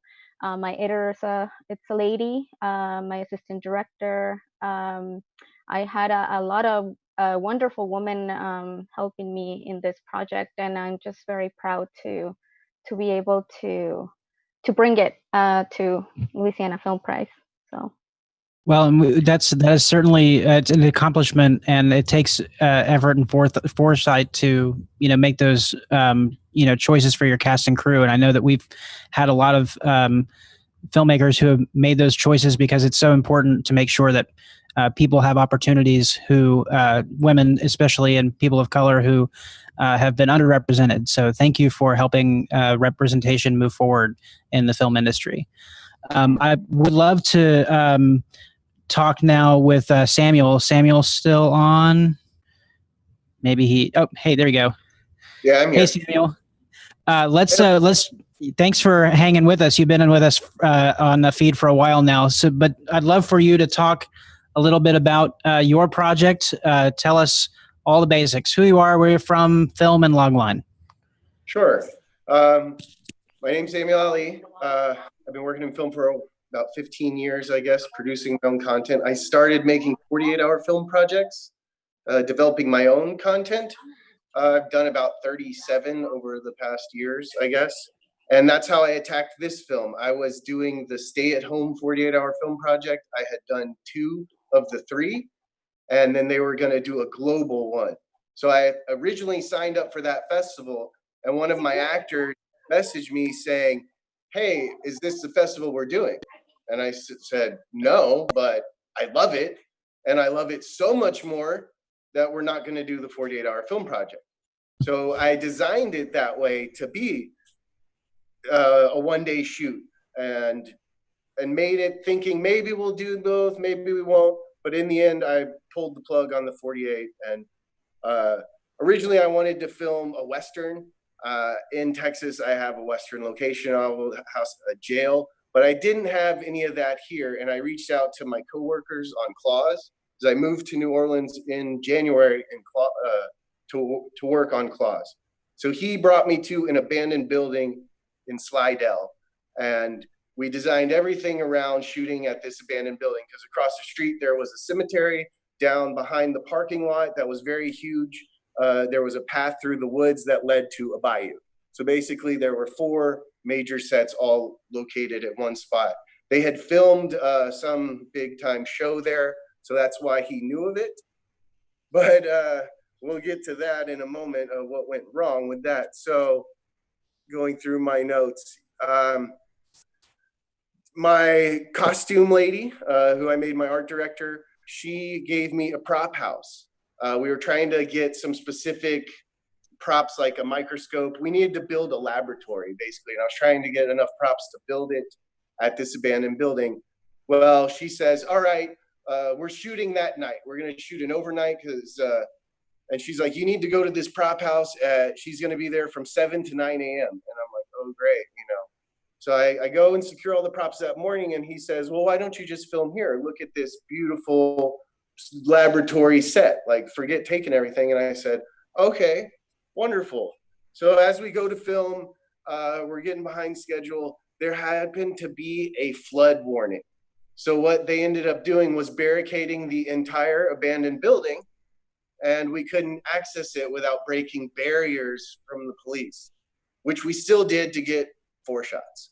And we ended up moving everything to the prop house and doing everything we were supposed to inside the abandoned building at the prop house. So everything that I planned as the AD went out the window. I had invited a director and a DP to come. Both, the director didn't show up, and the DP canceled on me at the last minute because he needed to go to the protests. But luckily, he still gave me his camera. We let me borrow his FS5, and I ended up becoming the DP director gaffer. My whole idea was to kind of be the gaffer and run all the lights, because my biggest hurdle was I shot June 5th, which was in the heart of limiting gatherings. So we could only have 10 people together was my big concern, especially shooting guerrilla style at an abandoned building in the middle of Slidell. So that was my largest hurdle. And let's see on my notes. I think that's it for now. Anything? Oh, Paulina mentioned a female character. All my films, I try to have a strong female lead. So I'm always pushing for representation in my films, also with people of color. I like to do things a little bit differently. And like before, I said I'd wanted to do a Western, and they told me no. And that's why I decided to film at this abandoned building, because truly I wanted to use my locations in Texas. And they actually opened Texas June 3rd, which was 2 days before we shot. So I could have, so many times everything changed, you know, and I planned for a solid month. I'm all about pre-pro, which has gotten me in trouble with the 48-hour film project a couple times. But, you know, I'm all about making a good film and not about winning. So. Well, I appreciate you sharing that, Samuel. We really look forward to seeing that project, and best of luck on getting selected for the top 20. I want to. Event 2030 is the name of the project, and it's about a biologist trying to get across town to a CDC lab where alleged cure may be, and there's a big twist ending. And Twist ending. You heard it here first. Yes, and The Walking Dead, absolutely. Thank you for putting that film together. I mean, it's a feat truly, and for you to kind of choose Film Prize over a 48 project is super interesting. There's certainly a lot more cash available up for grabs than the 48-hour film fest. But I know that that's not why you do it. But it is a nice perk. That in the toughest circumstances make for the best memories. So I think it'll all be worth it in the end, regardless. Absolutely. I want to bring up now our next interview subject, Hannah Dorset. director of her second film prize project, returning from a project that she made last year called RIP. And I know that I don't know. Can I tell people what it is in comparison to last year? Am I going to spoil anything? No, you can say It's whatever a sequel. you want. Yeah. It's a sequel to her film prize Sorry. project last year. It's a sequel of sorts. It should. Of sorts. I think that everyone, if you didn't see RIP, you would enjoy Becky's Big Catch, which is the title of the film. It's in the same universe then. Yes, it is 100% in Becky universe, which is one of my favorite lands to live in. And we pick up a couple days after she accidentally kills a few of her tennis teammates, and she decides to try fishing and ends up catching more than she bargained for. Yeah, that's absolutely right. And I would love it if you kind of told people a little bit of your backstory and how you got into the film industry in the first place, and then your adventures in making film prize projects. Because even before RIP, there was a project that you were working on as well. So why don't you give us a little bit of tour of your film industry history? Okay, thanks, Chris. I got swept up in the magic in Shreveport. You know, there was a lot of hustle and bustle happening there. There still is.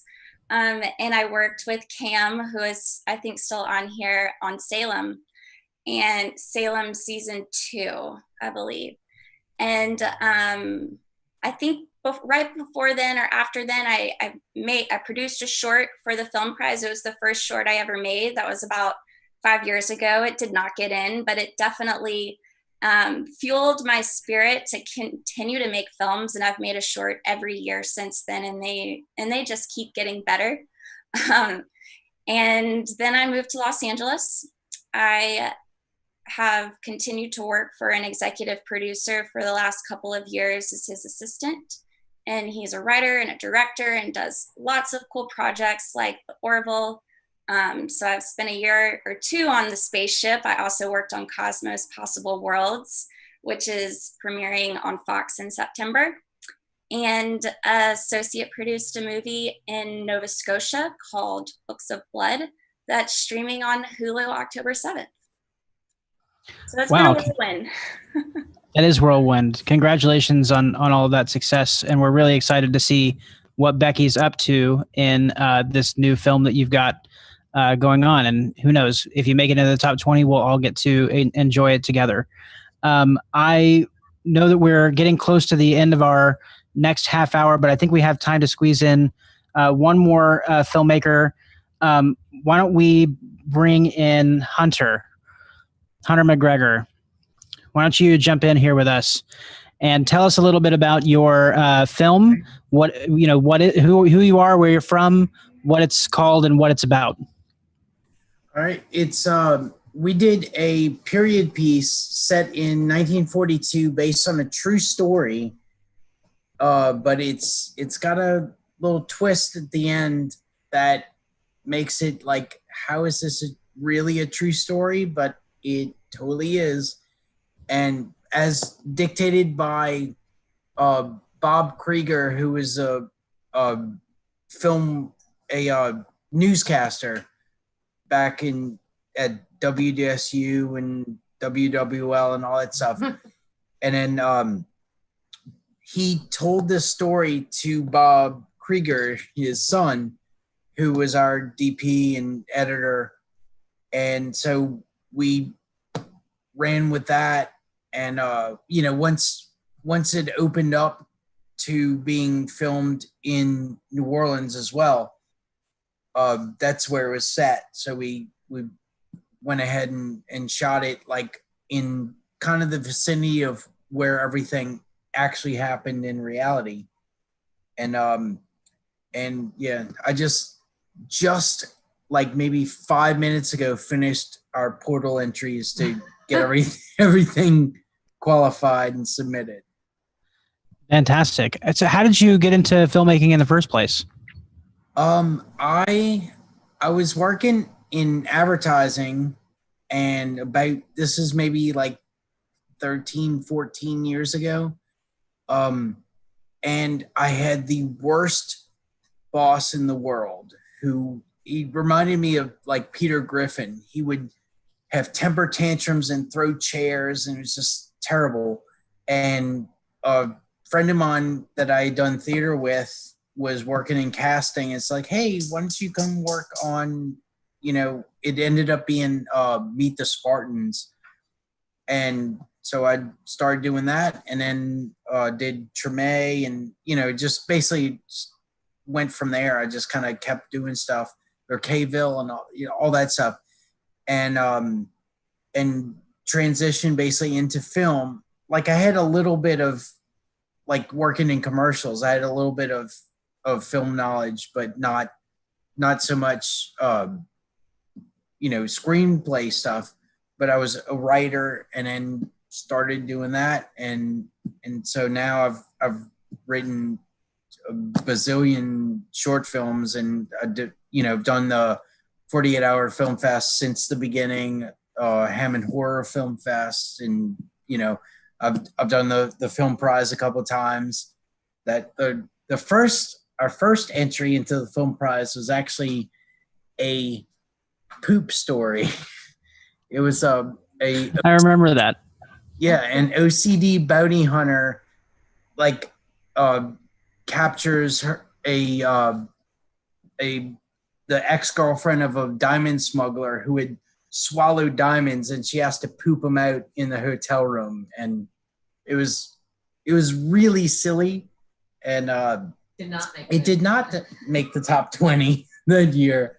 But we had a lot of editing issues. But our re-edit actually won an award in another comedy film fest. So, hey, that's fantastic. One of the things we always say at the film prize is, that it's not the be all end all. There are so many films that whether they don't complete or they're not selected into the top 20 that go on to have fantastic festival runs and even get distribution and that sort of thing. So kudos to you for powering through and pushing on and making that film across the finish line. I know that can be like really tough, especially after a rejection, which I think as filmmakers we've all experienced.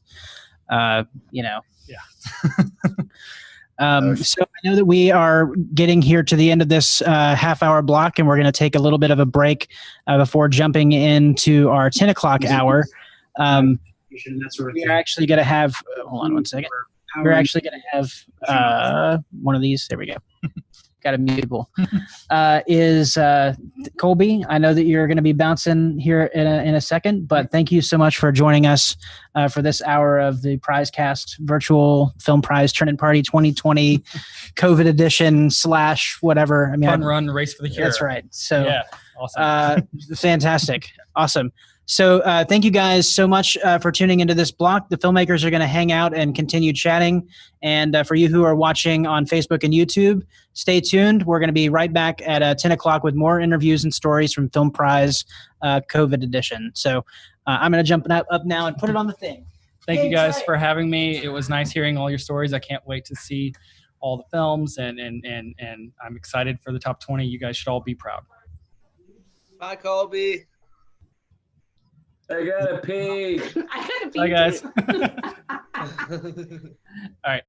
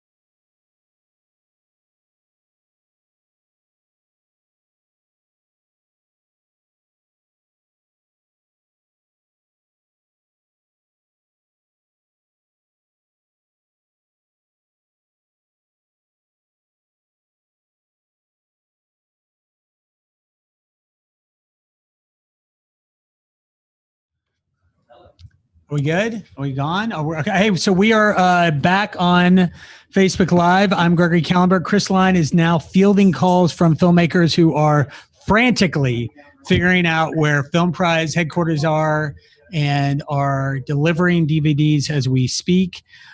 We have a ton of filmmakers here online. We've had a ton of filmmakers throughout the evening.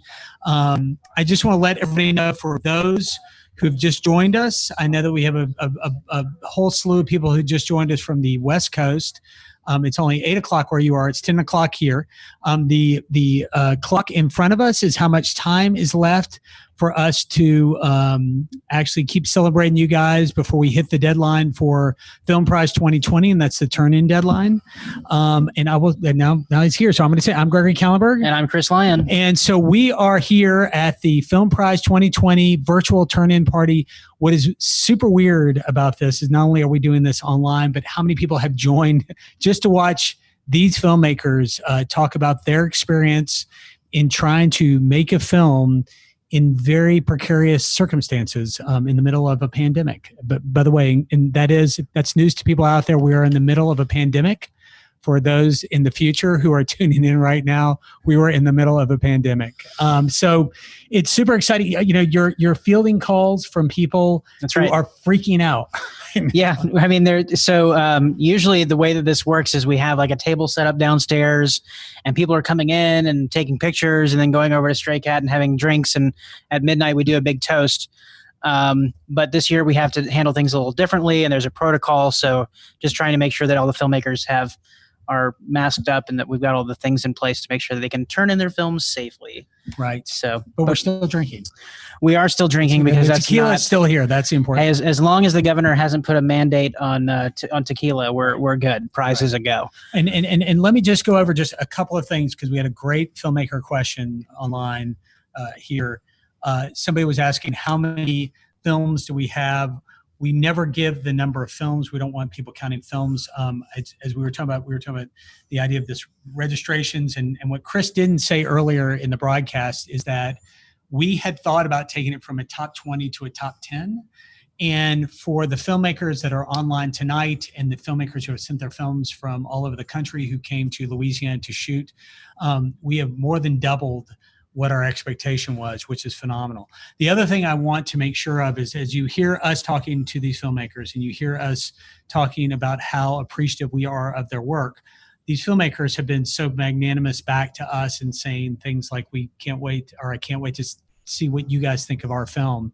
We'll see the films. It's a joy for us to see the film. It's an honor for us to be able to watch the films, very filmmaker here. But from here, these films will be put into playlists. They'll be shipped out to judges from all over the world. Those people will actually judge the films numerically, and then they will help form up a top 20.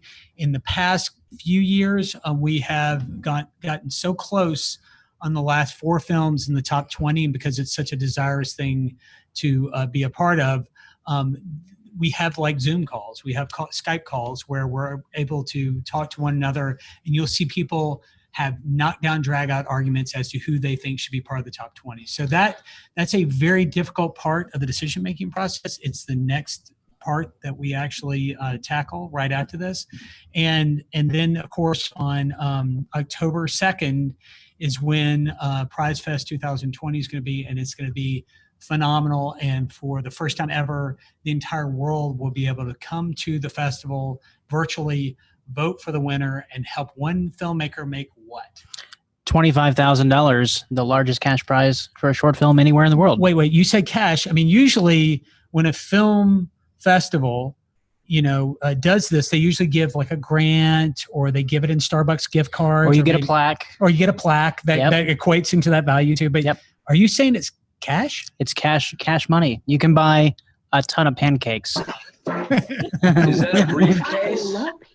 Is there a briefcase involved?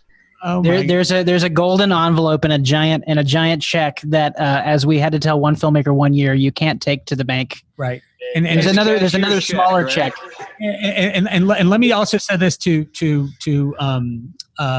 you guys. It's really hard.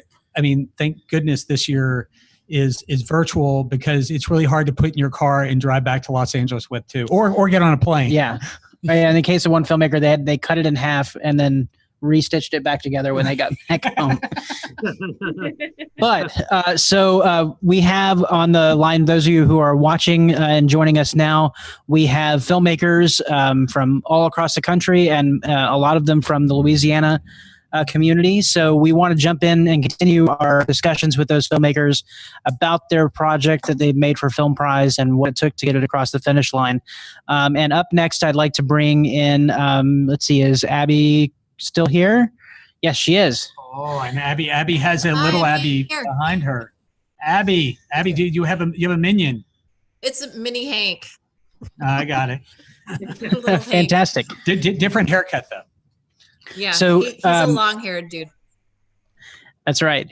So, Abby, you have a Film Prize story. Of course, you were a Film Prize filmmaker in last year's top 20 with Shreve Poet, and I would love for you to tell people who you are, where you're from, about your film that you're submitting this year, and then also to explain kind of your Film Prize journey from last year through this project. Yeah, so I have a live stage and theater background, and I was a performer for a long time, and I worked with Cirque du Soleil and other random stage shows, and I was a gymnast and a dancer. And then I married somebody who was in the Air Force, and we were stationed in Shreveport for 3 years. And I had always done little things on television or film, but like on camera. And so when I moved to Shreveport, that's when I started working with some film crews, because they needed some choreographers to help with videos and commercials and stuff like that. And then we moved to DC, and I wasn't really ready to let go of all the people I met in Shreveport, because when I was in Shreveport, I ran a production company, and I worked with all these dancers and gymnasts and really, random talents, a juggler. I worked with street dancers, break dancers. And so we were this really eclectic group of performers, and I started writing a musical for them that I actually turned into a book, because I had nothing else to do in DC. I was like sitting there bored, And so then I called up Clint McCommon, and I was like, okay, I want to make a short film based on this book with a couple of the characters, and I decided to just make it a musical. And it was like an 11-minute music video, really, with some character sampling in it. And then for this year, I decided to develop some of those characters further. So some of the characters that were in Shreve Poet last year are developed more in this film that we're doing. And it's called Green's Alley. And it's really about a homeless woman. So, and what the world from her point of view. So we tried to film it kind of from her point of view, but it gets kind of interesting. And we just tried I tried to include as many dancers, and I put an aerial acrobat in there. Whatever I could do to try to get some of these stage performers who are just totally laid off and not doing anything right now. I wanted to utilize their skills on film, because I mean, it's like awful what's happening in the live theater world. Like my friends on Broadway and my friends in Cirque are like losing their homes right now.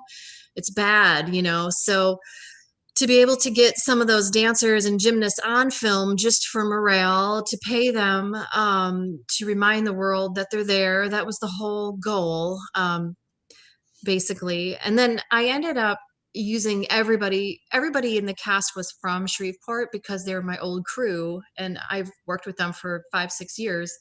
But I brought in one outside person who was an aerial acrobat. And it was really funny, because she was actually in Shreveport for 4 months, because she was in that Cirque du Soleil show Toric that went up at the CenturyLink Center. Remember that?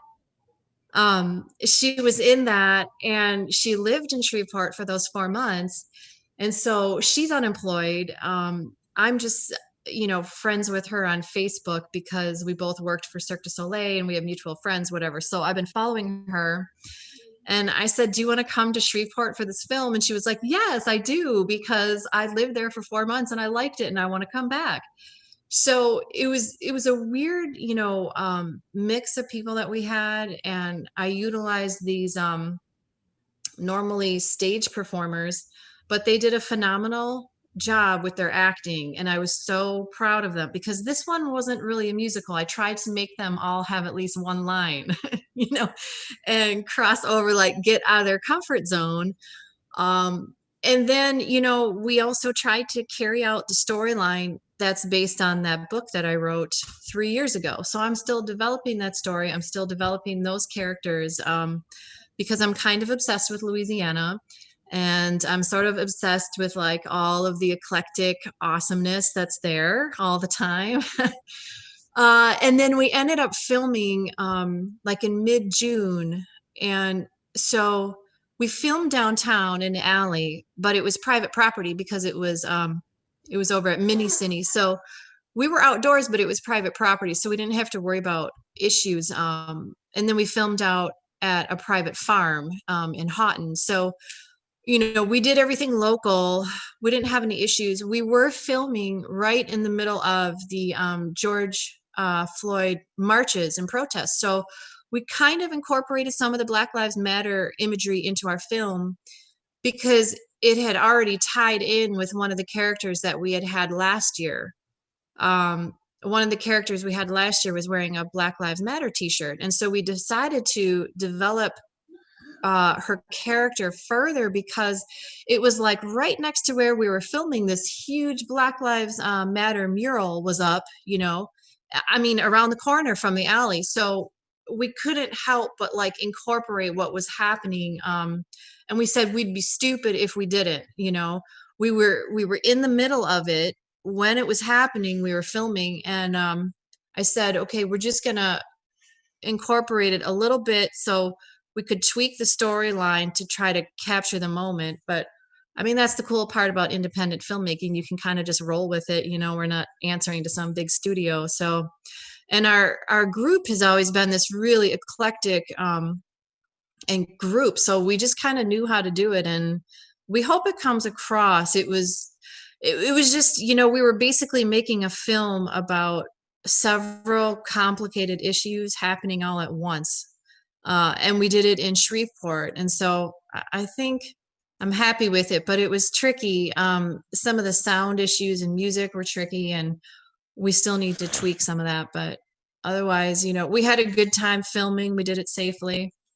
So it worked out. Yeah. I'm glad we did it. It was like, basically it's exactly the piece of art I wanted to make during that moment, because I wanted to create some art in the moment that those things were happening, so that like 50 years from now, whatever, people can look back on it and say, what the hell was going on in 2020? And I got to tell you, I don't know if anybody's going to like ask that question and not know the answer.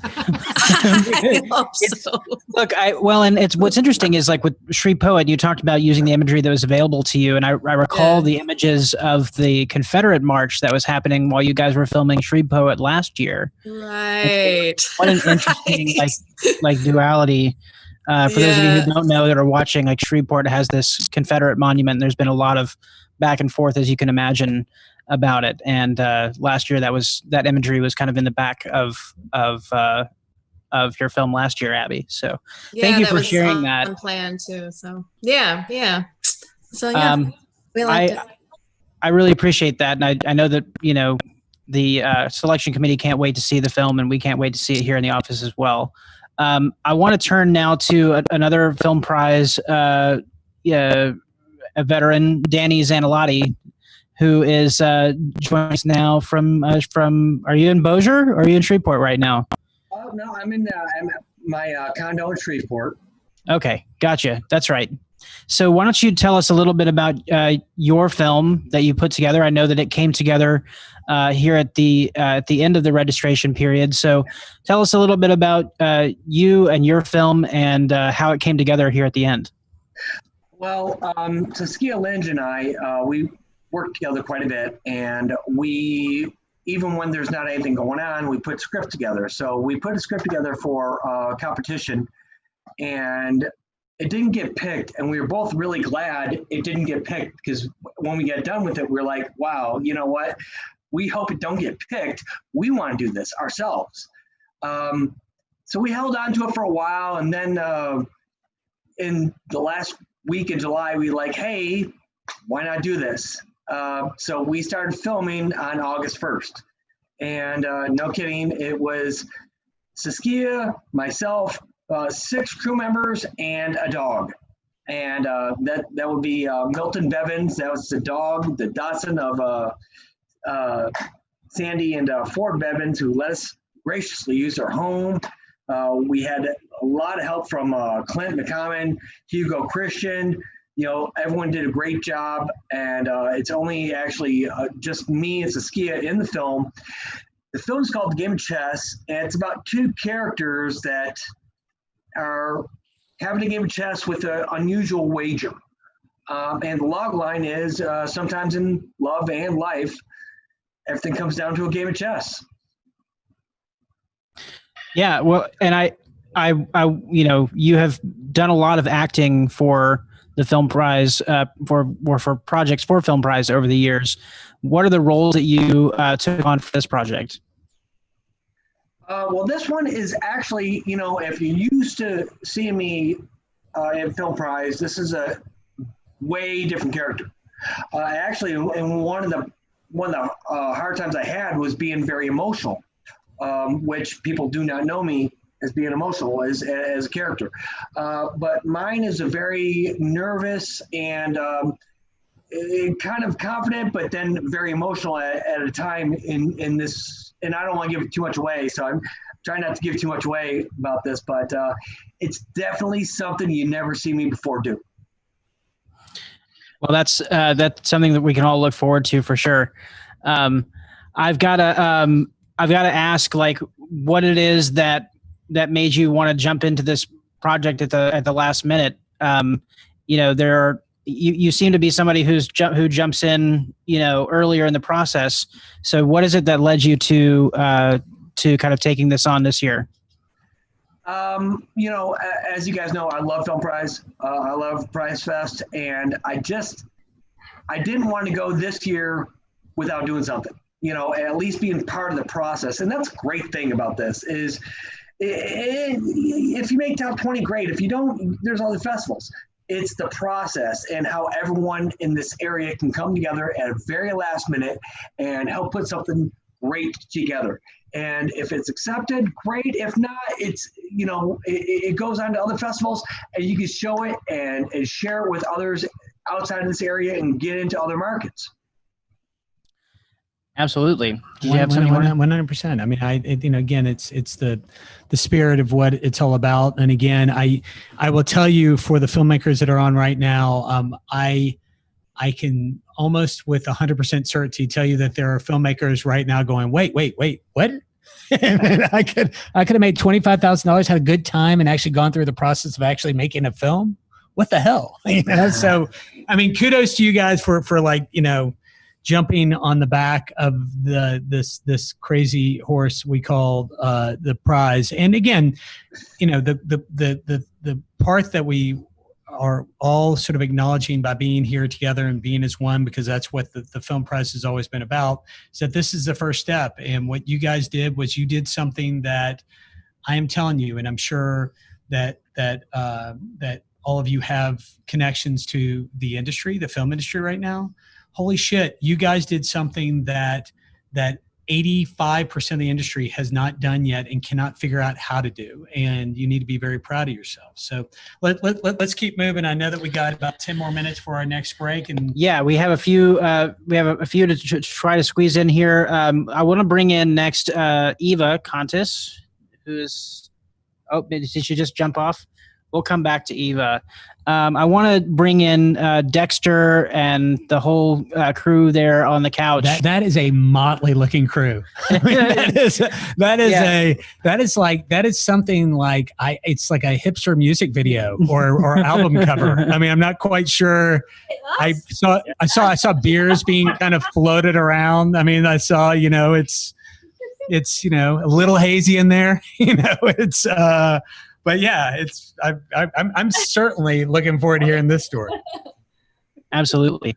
So why don't you guys introduce yourselves and introduce your project? Yeah. So I'm Dexter. Over here, I have my wonderful friends Hannah and Reese Rourke, who produced the film this year. Hey. And over here, I have my lovely fiance Erin Reisinger, who was one of the actors and assisted in the production. Yeah, I mean, first and foremost, I got to thank my friends Reese and Hannah, because I found out about this through working with them. They worked on a film last year for Film Prize, and I got to help them on set and do a small part on the camera. But I just had such a great time that when we finished, they started talking about projects to do next, and I said, well, I have a story that I thought might make a good film, and this was probably back in November.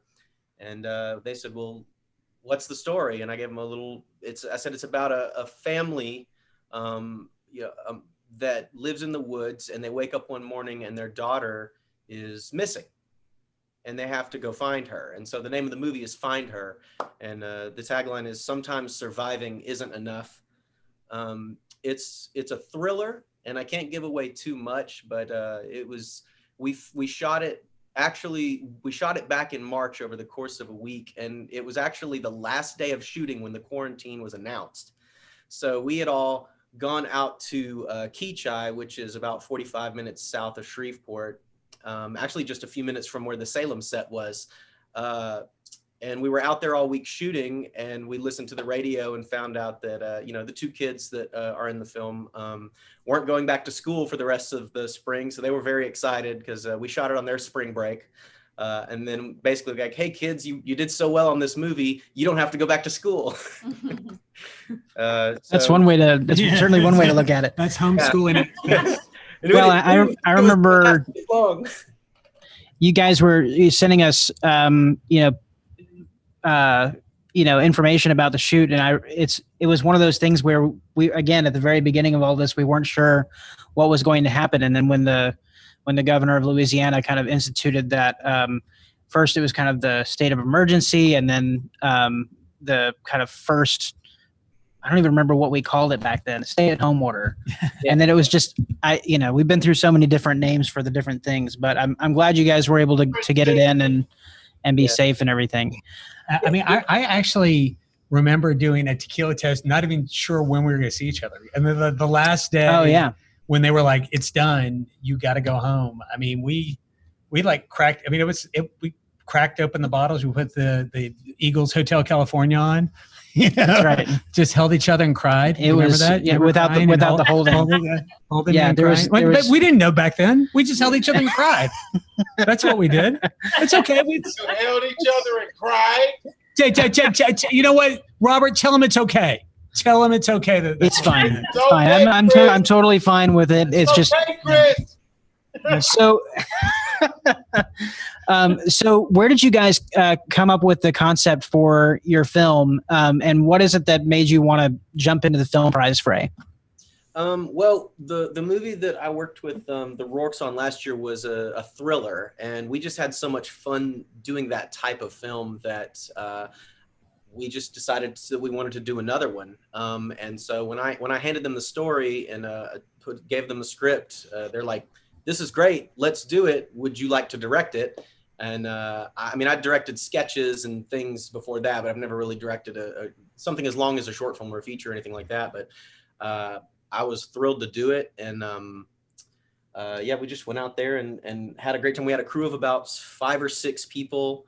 And we were lucky enough to get our filming wrapped before the quarantine. And so, all the editing and all the other stuff is a lot easier to do than principal photography when you can't really go around other people. And of course, Hannah and Reek went on to produce other projects that they're also working on with other people. But man, it was an absolute blast, and submitting it to the prize is just something that we're very excited to do, because just really feel proud of the film that we've made.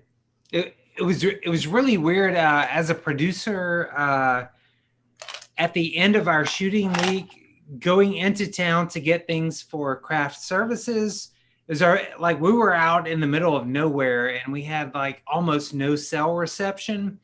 And to go in to get craft services and go to a Brookshire's, and all of a sudden, when you walk into the store, there are people like their shopping carts are filled with bottled water and toilet paper, and we haven't talked to anybody other than the 8 of us for a week, and it was like, what the hell is going on? Yeah, and then you go in the store, and everybody's like, they don't have any over at Sam's. Yeah, it's That's right. It was the great toilet paper apocalypse. That was our COVID experience. Yeah, that's right. Yeah, I think that's a good production tip, is get a bidet, That's like right, a portable bidet. Yeah, they have the thing that you can put on the back of the truck now. That's like, you put it in the dig a hole in. That's right.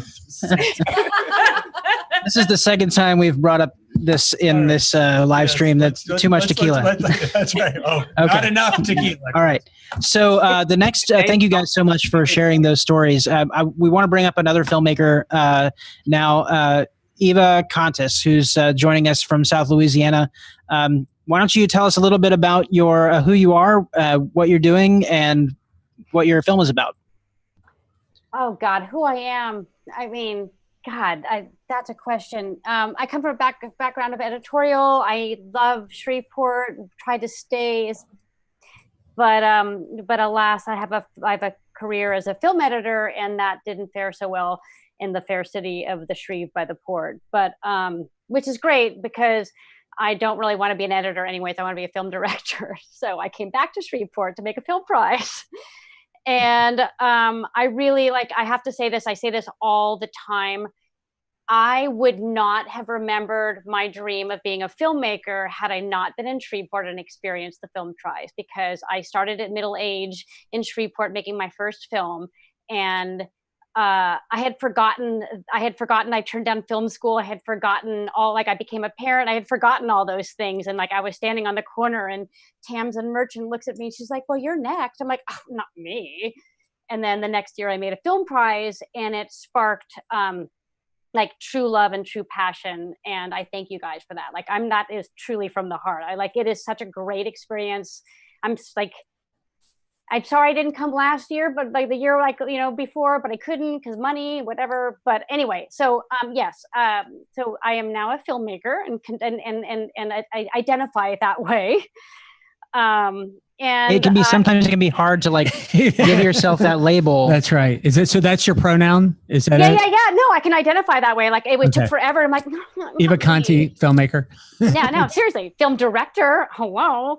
No, I'm actually I'm more of a director than a writer. Anyways, this is not an AA meeting. But I do. Writers Anonymous. Yeah, no, writing. Anonymous. It's just so torturous. But I think when I did the hashtag no excuses, that was really directed at myself. And somebody saw that hashtag. Finally. Gregory's been telling me for years that was my the hashtag. Finally. I was my hashtag to myself. Oh, gotcha. Because for it. I get No, credit for it.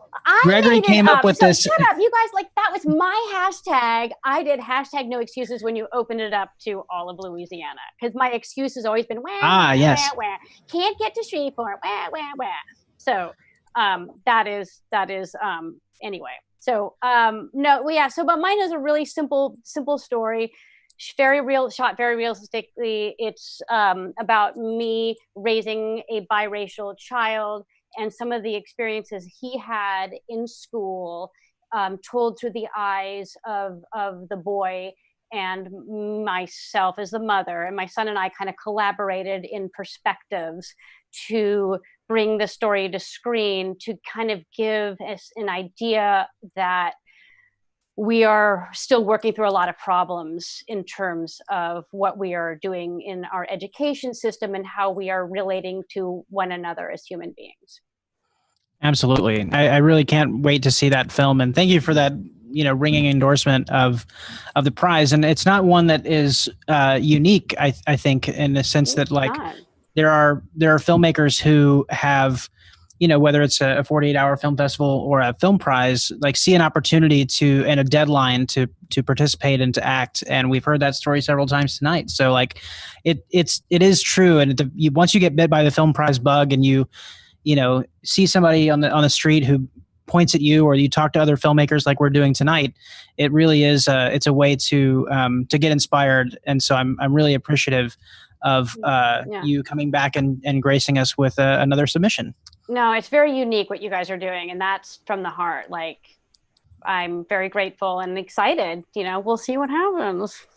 That's right. So for those of you who are tuning in, we are doing the Film Prize virtual turn-in party for 2020, the precursor to the selection of the top 20 films that will compete for this year's Louisiana Film Prize, which is $25,000 cash. Right. October 2nd, we're going to be opening this up for the first time ever so that the world will be able to see the films, vote, and help determine the largest cash prize on the planet. That's right. For a short narrative film. It's nuts. We have one more filmmaker who hasn't been interviewed yet that's on this hour. So I want to take a moment to welcome to the screen. Let's see. Steven, are you still there? He is. Are you there? Hey. Yes. Fantastic. Let me tell you something. With all due respect to anybody else with a beard, that is the best beard tonight. Sorry.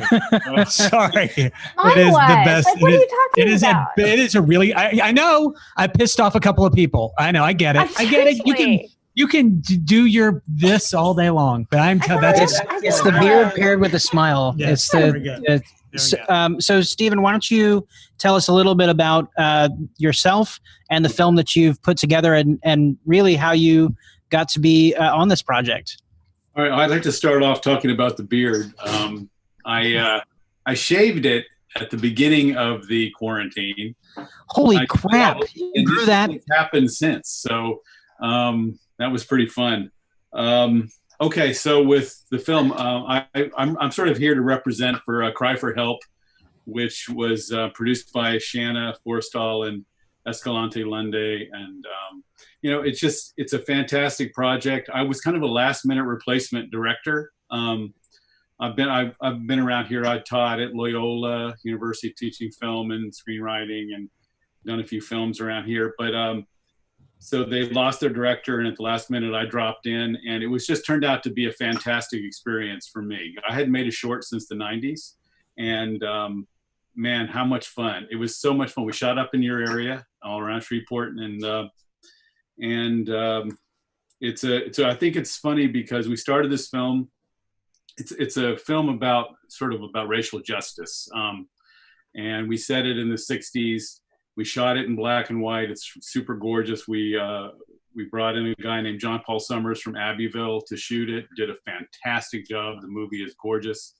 But when we started this film, we were in one world, and by the time we finished, shooting it and all that, America had changed. Not just from the coronavirus, but obviously from all the protests, the Black Lives Matter protests and all that. So now our film sort of took a different meaning, and it's been really awesome. So we shot it the last weekend before they shut down. We were literally in Shreveport when they shut everything down. In fact, my wife called me and said, "Oh my God, they've closed the school." So my daughter had to lost her senior year basically at that moment while I was up there.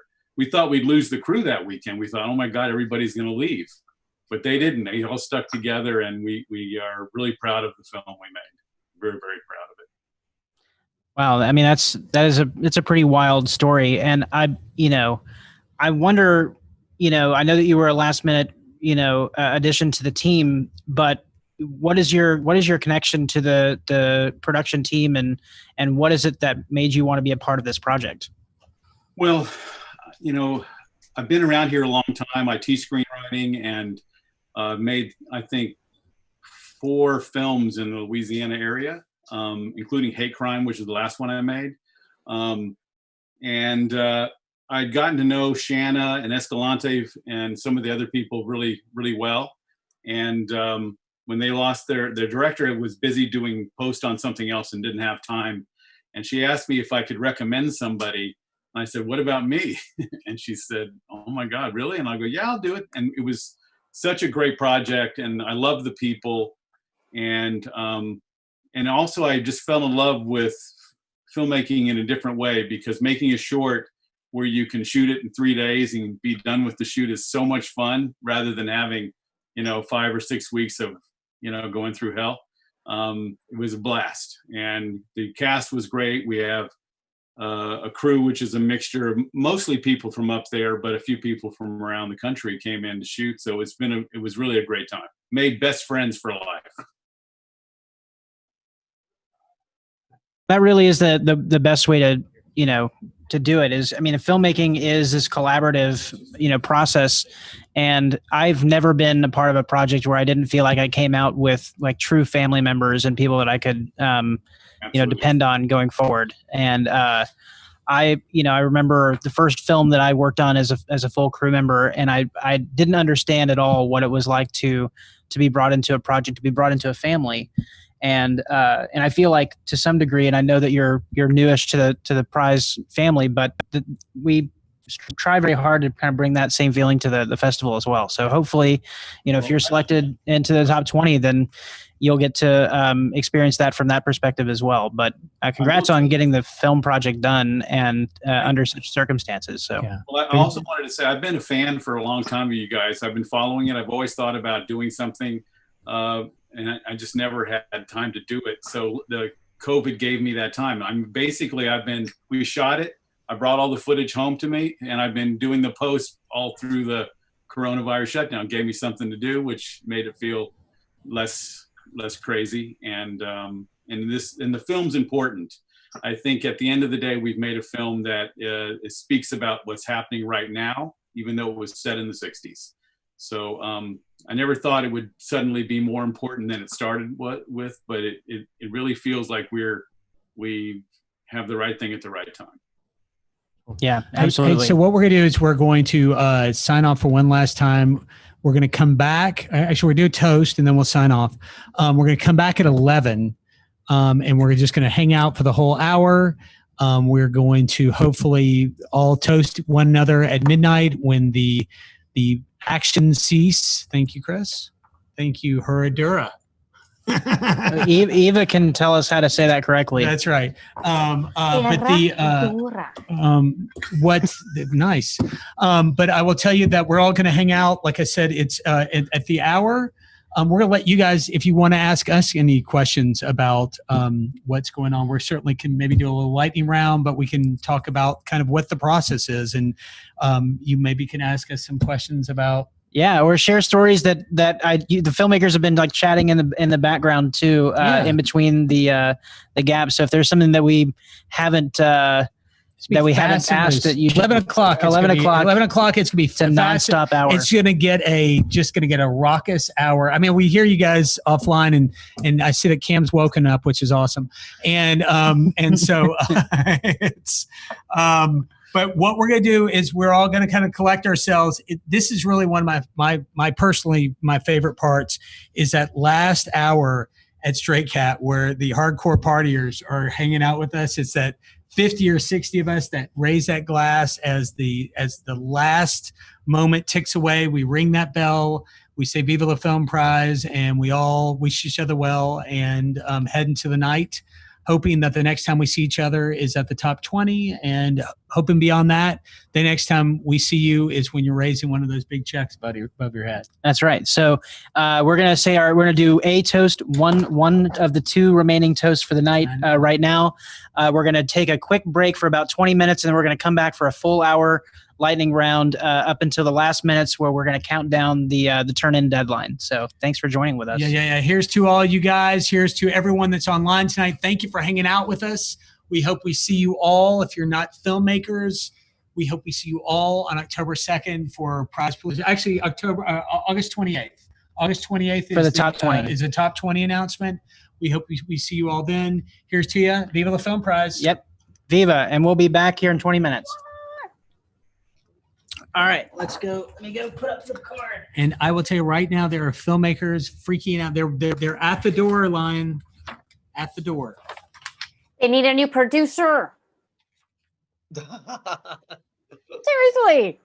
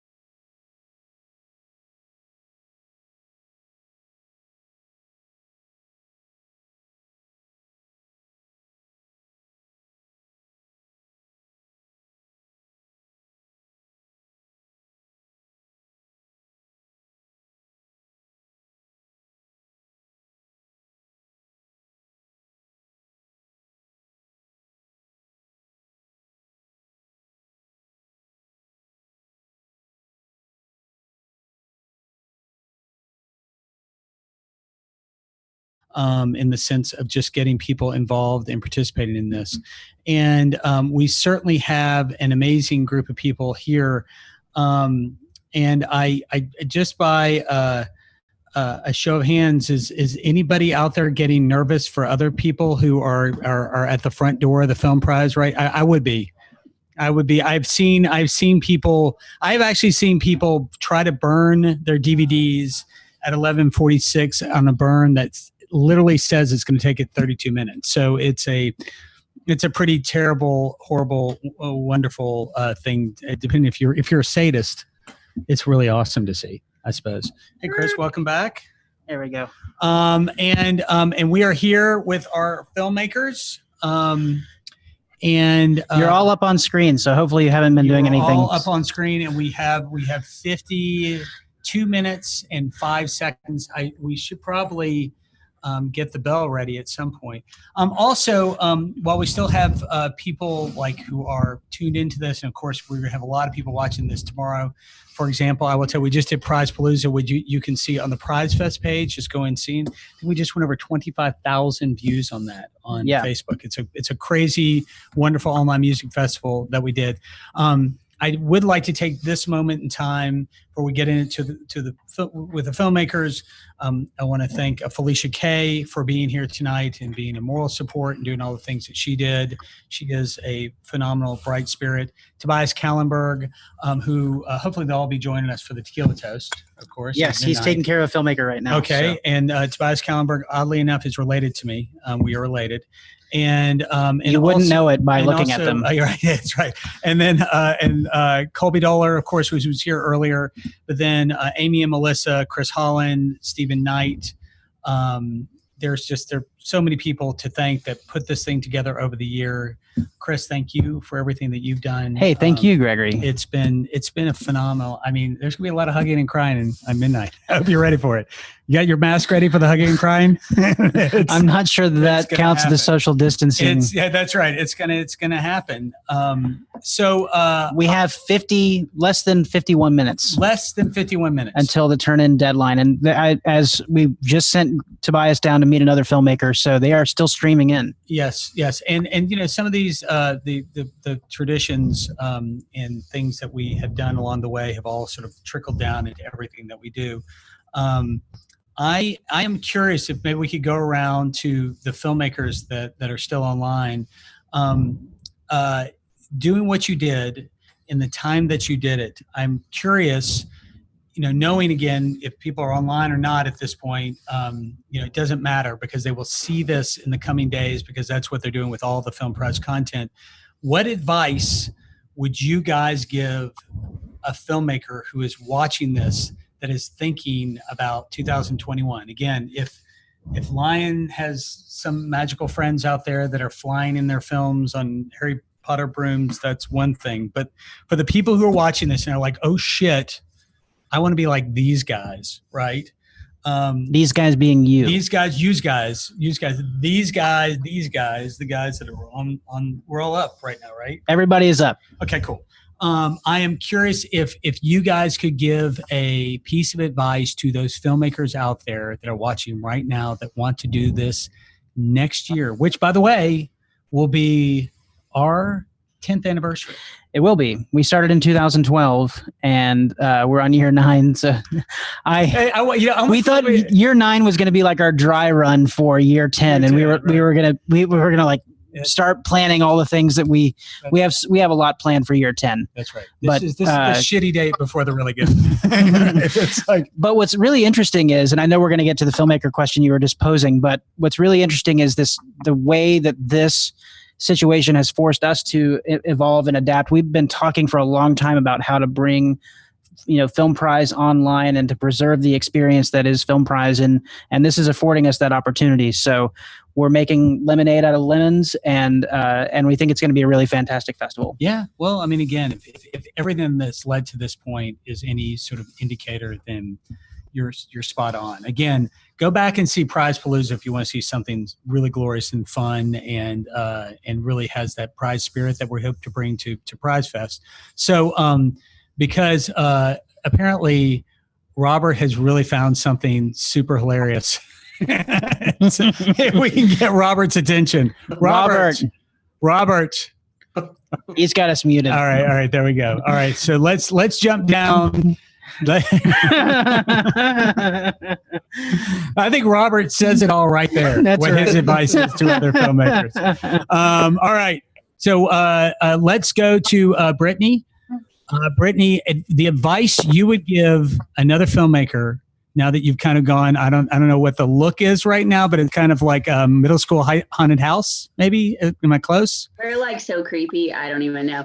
You don't even know how creepy you are. I'm like totally creepy. That's how creepy you are. Hey, so if you were to give that advice to a filmmaker that's watching this right now, that's thinking about 2021, it would be what? I would say do it. I mean, you know, it's a great experience. It kind of, we're thinking about doing a full feature coming up pretty shortly. So this is kind of like a dry run for that. Plus, there's a chance to win some money, and if you get it in time, great. You know, and you get to hang out with all these crazy people. If I could give them one piece of advice, I would say when you go to edit one scene at a time, your favorite scene, and work your way out. That way you don't waste a bunch of time on the scene that we cut. We didn't waste that much time on that scene because that was the last one. But if I would have worked on that first, because in linear timelines, really don't worry about linear. Just worry about the best scenes first and work your way out. I have mad respect for editors. I let him do all that. I was like, no. Start with the meat and put and we probably I would have started way earlier because we were in the very end of June, the beginning of July, and we didn't know we were starting. We didn't know we were going to do it. So I would, if you think you might want to do it, start early. Start all your stuff early. It doesn't cost that much to register, and it's fun. It's fun. Yeah, you know, I gotta tell you something, man. You were so sober at the beginning of this. Mostly. I put water in my shot. Yeah. No, I'm not talking about you, Brittany. this guy. Look, this guy. I started off, I was ready. You're damn right you're ready. Oh my God, it's gonna be a blaster in Prize Fest. There's gonna be drinking involved. I knew that this was my kind of festival. Yeah, that's right. That's all. That's Robert. Are you with us now? Okay. Robert.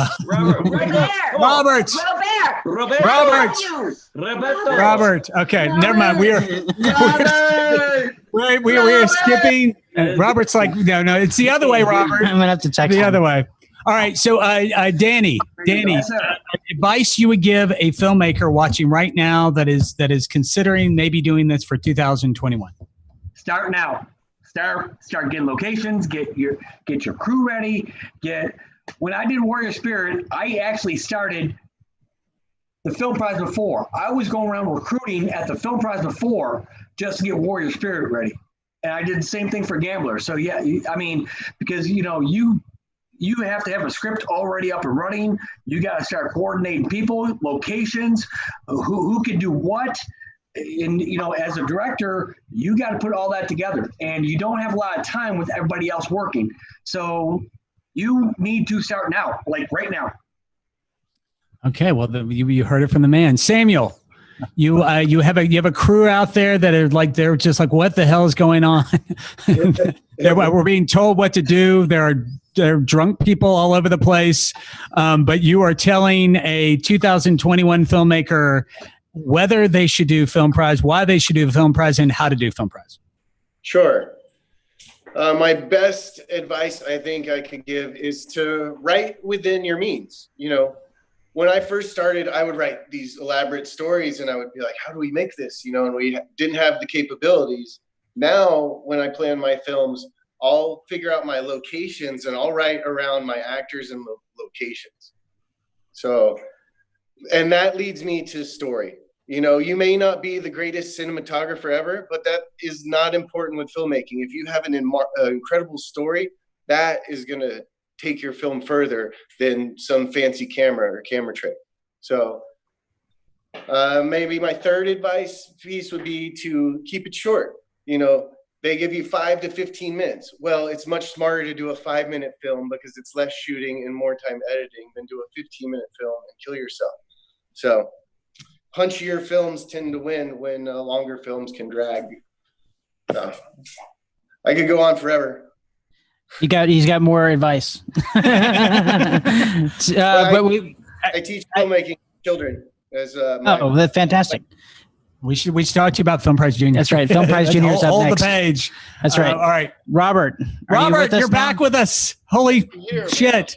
I'm here. Yeah. Sorry, my bad. All right. So Gregory, you're gonna have to give him the prompt again. All right, Robert, you ready for this? You're gonna speak up because your mic sucks. You ready? Here we go.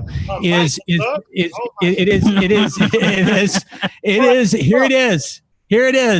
is.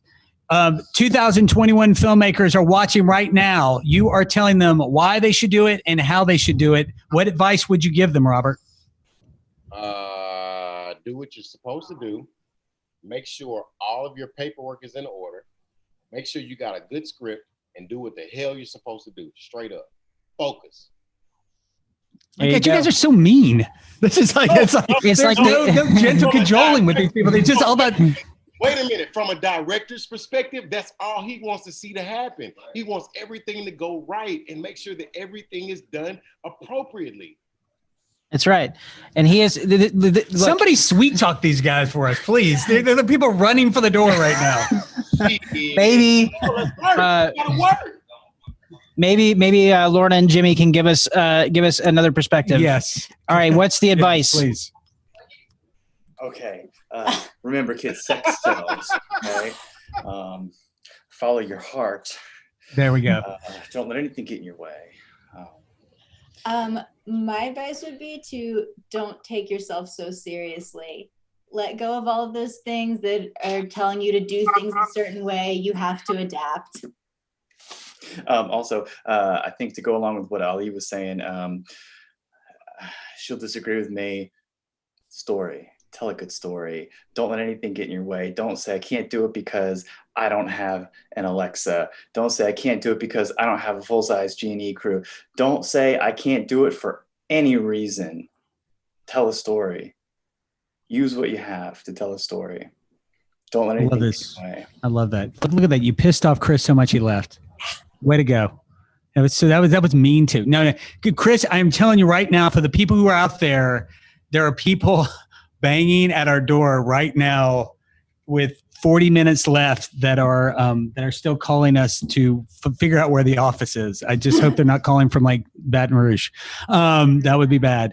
All right, so let's bounce down to Cam Owen. Cam, so it's crazy out there, isn't it, Chris Lyon? It is. You got another filmmaker turning a film. It's 11:20. We haven't even. I have a feeling that this film that started this morning is going to just saunter in. I will tell you, there is a tradition that, and it's become like a widespread tradition where people will wait. They'll sit in the parking lot. Sit in the parking lot until 11:57. And just right, and they'll walk in, and of course we're just like ready to go to bed. Right, and right. That's not true. Not for him. Maybe me, but yes, the idea and what happens is understand that when they bring the film, Tobias has to stick it in a player and make sure it plays, because if it doesn't. We already had this conversation. Like I got called out hardcore for the DVD requirement earlier. Oh, yeah. I have made the promise that we're gonna accept another format than DVD next year. I'm so glad this is. But there's something really neat about like watching people like hand a disc. Yes. Trying to get stuff off eBay. Look. No, there's not. Nobody Yes. has a DVD player anymore. Come on. Yes. Yeah. Right.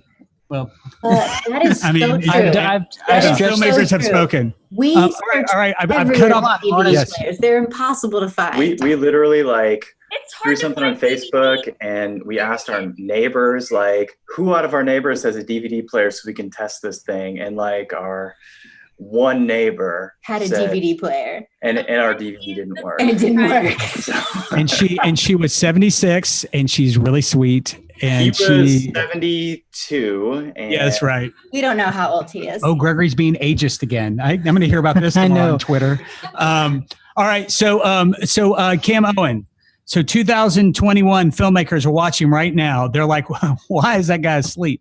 And they're looking at you. They're looking at you, and you are going to wake up and you're going to tell them why they should do it and how they should do it for next year. Why you should do it? You should do it because it's a lot of fun and rewarding to create a project, and to have a finished product is amazing. One advice I want to say, going back to the advice thing, is don't be scared to ask for help either. If you have resources in the industry, if you know people, don't be scared to ask to reach out, or don't be scared to reach out for help. I've gotten really far in this industry and the things that I've done by asking and not being afraid to do that. So, but how should you do it? I'm not going to tell you how to do it. Just have fun with it, because that's what I always do with my films. So. More filmmakers have now invaded our space. This is. Are we bringing this gentleman on? Why don't you step off to the side? Okay, I'm going to step off to the side. And we're going Thank you. By the way, Cam, thank you. Yes, that was great advice. It was great advice, and we're going to continue on. But we have 37 minutes. Yeah, here we go. 37 minutes. All right, 37 minutes. All right, we're swapping someone out now. Welcome. Okay. Who is that guy? What's up, folks? Welcome. All right, so we have with us a Film Prize filmmaker who's just turned in their film. Welcome, Jeremy. Thank you. Good to be here, Chris. So I want to give you the opportunity we've been giving filmmakers all night, which is to introduce yourself. Tell us a little bit about your project, like what is it called, the little log line, and then your journey toward turning this film in. Give us a little few minutes on that. Yeah, Jeremy Enos. My film is 3 Mile Hell. Which you have a mask that says 3 Mile Hell on it. Yeah, if you didn't know. It's where the camera's a little distance, but Yeah.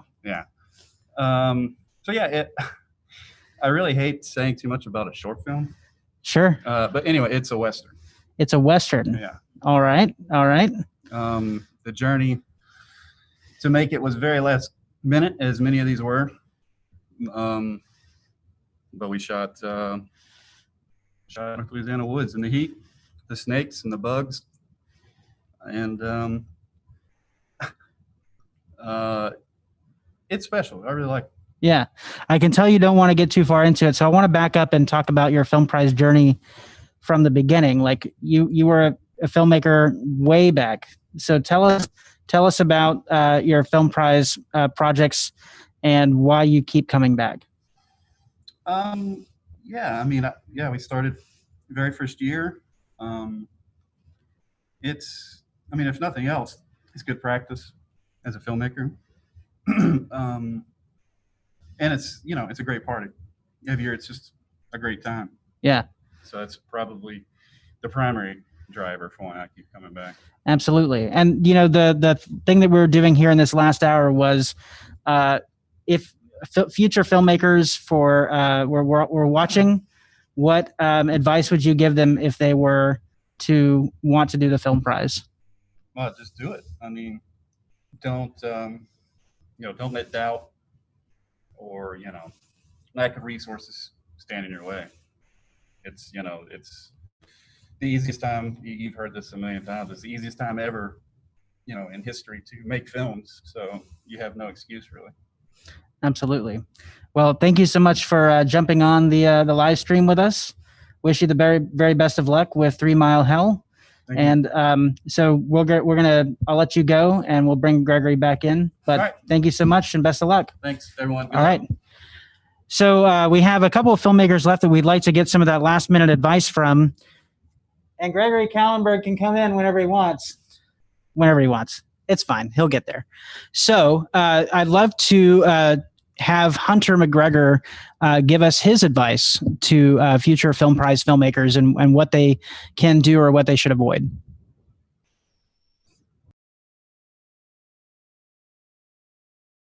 What a period. All right. Unmuting. I guess, so I did a comedy years and years ago that was all about poop, and it did not play as well as we wanted to, but I don't know, it actually did did actually pretty well in some other comedy fests later on. So I guess I don't know.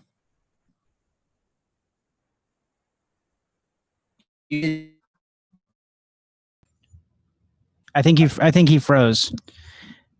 We'll come back to Hunter. Okay. That's one of those Zoom moments.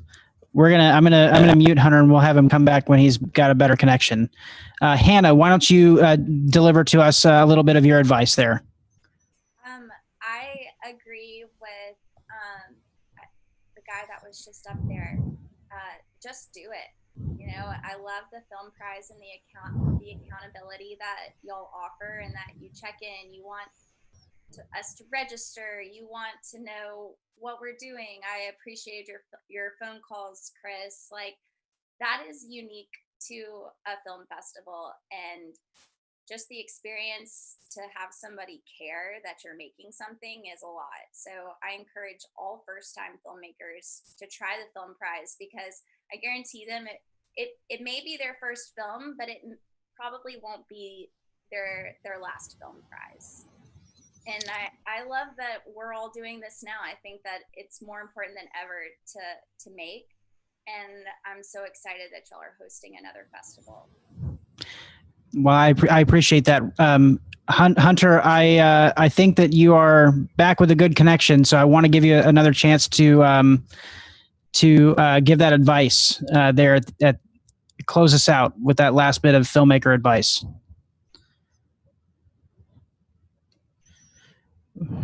Can't we unmute yourself if you would?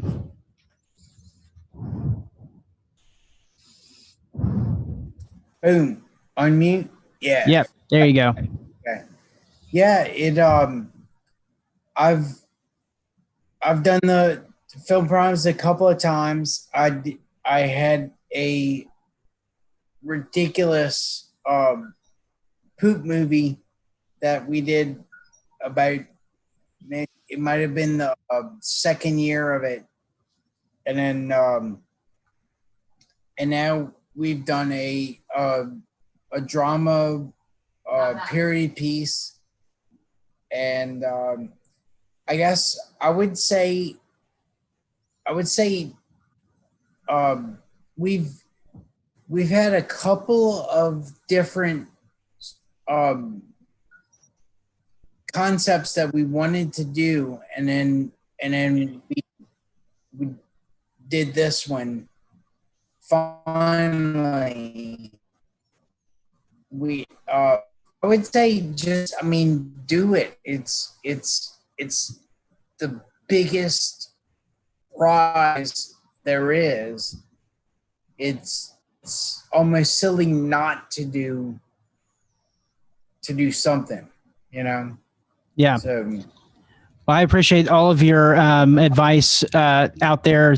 Thank you guys so much for joining us. We're just now under 30 minutes before the deadline. We just had our last film, or just had a recent film turn in, and I'm just kind of keeping my eye on the old cell phone and the email, make sure everybody's okay, and waiting for Gregory to come back. And I want to remind all of our viewers that you are watching the virtual turn-in party for the Louisiana Film Prize 2020. These filmmakers that you've seen on your screen and so many more are vying for a $25,000 grand prize, which is the largest cash prize for a short film anywhere in the world, right here at the 9th Annual Louisiana Film Prize Festival. So we've heard so many great stories tonight about the inspirations, the challenges, and the hopes and dreams of these filmmakers, and that of their crews and casts. And I really appreciate all of you watching with us tonight and in the future. You can tune in not tune in, but you can join us for the Top 20 announcement on August 28th, Friday, coming up, where you'll find out who of the films that have entered this year are going to be selected for the top 20, or for the Film Prize Festival to be in contention for that $25,000 cash prize, as well as updates on Prize Fest and all of the different prizes, from film to food to music to fashion and so many more. Prize Fest this year it's Film is our crown jewel. That's You right. guys 20 short films in competition for 25 grand. Right. And you get to see the films, you get to vote. That's right. Which is awesome. And then we have Music Prize, which we are inking deals as we speak, which is going to be a big music festival that people are going to be able to vote and crown a winner there too. Right? That's right. And then you have Fashion Prize, which is going to be phenomenal. It's a raucous, high fashion, insane event. I think that so many people that went to last year was the first ever Fashion Prize. And I think that the people that went to the Fashion Prize didn't know what they were walking into. They had no idea. But that when they walked out and jaws were on the floor. I mean, it is, I think that when people think fashion show, they think, kind of Calvin Klein, whatever. This is not that. It is the most high fashion out, in the wings, like making crazy visions happen. And it was fun. And I just don't know how else to describe it, but just crazy and insane. I think, and this is where you guys, the filmmakers that are on right now, need to be very proud of what you guys are helping produce, because it all kind of started with you. And, Chris and I discuss this all the time, that this is about creative entrepreneurism, right? What you all have done by making a film is the equivalent of an internet startup, or a small business, or you've taken something in your mind and you manifested it into a thing. And that is really what things like Fashion Prize do, right? Or even Food Prize to a certain degree. Like when you watch these guys sort of take something and then create something that's delicious. It's pretty special, Well, and as these filmmakers have pointed out, the act of creation is one of sheer will, and you will it into existence.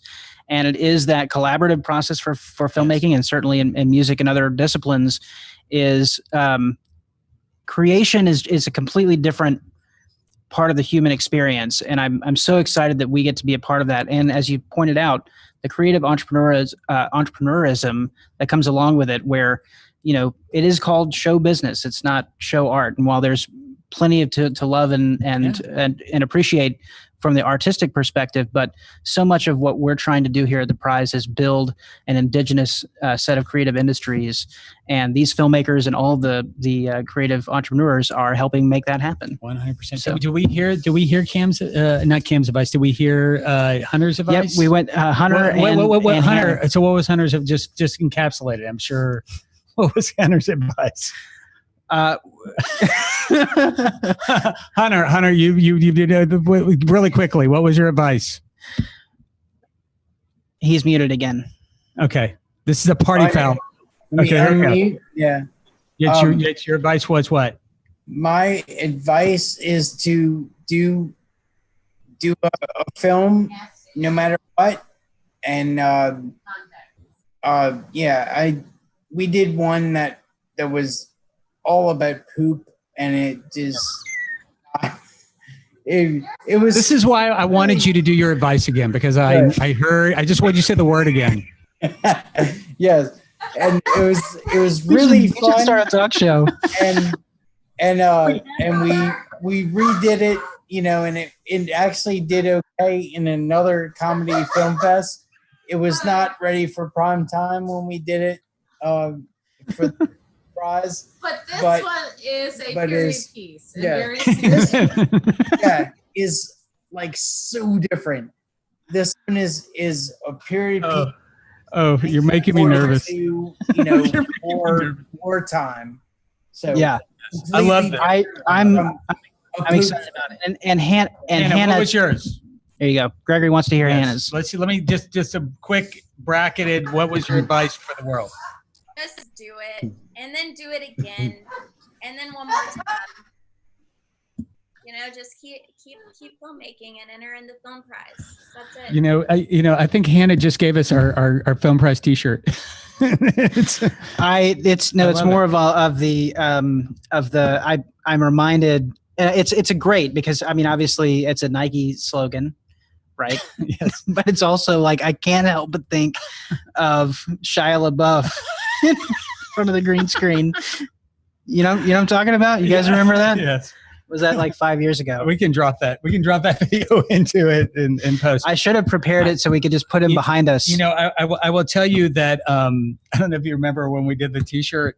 We sort of revived. I mean, you guys are all probably too young to remember. There was a Virginia Beach T-shirt, or Virginia is for lovers, and it had feet going up and then feet going down.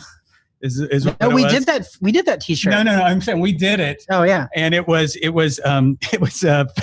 filmmakers do it on set. Yeah, filmmakers do it on set, and I'm telling you, there was so much hotcakes. They went like hotcakes. It was there was consternation. My mom was super upset. That was like year 3 or She's something. like, what We've does come that a long even way. mean? We've come a long way.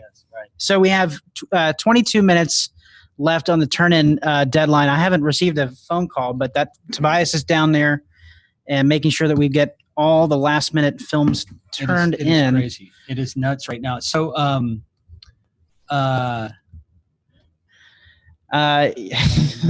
we haven't said what this film is. I'm not going to say what it is, but the film that started this morning is just like that said that they're on their way to turn in their film. We'll see. We'll see. This is the film that remains nameless, but has 21 minutes and change. You know, to it. I will tell you that in years past, and of course for anybody out there who is not familiar with Film Prize, this year, of course, we made it so that people can make it throughout Louisiana.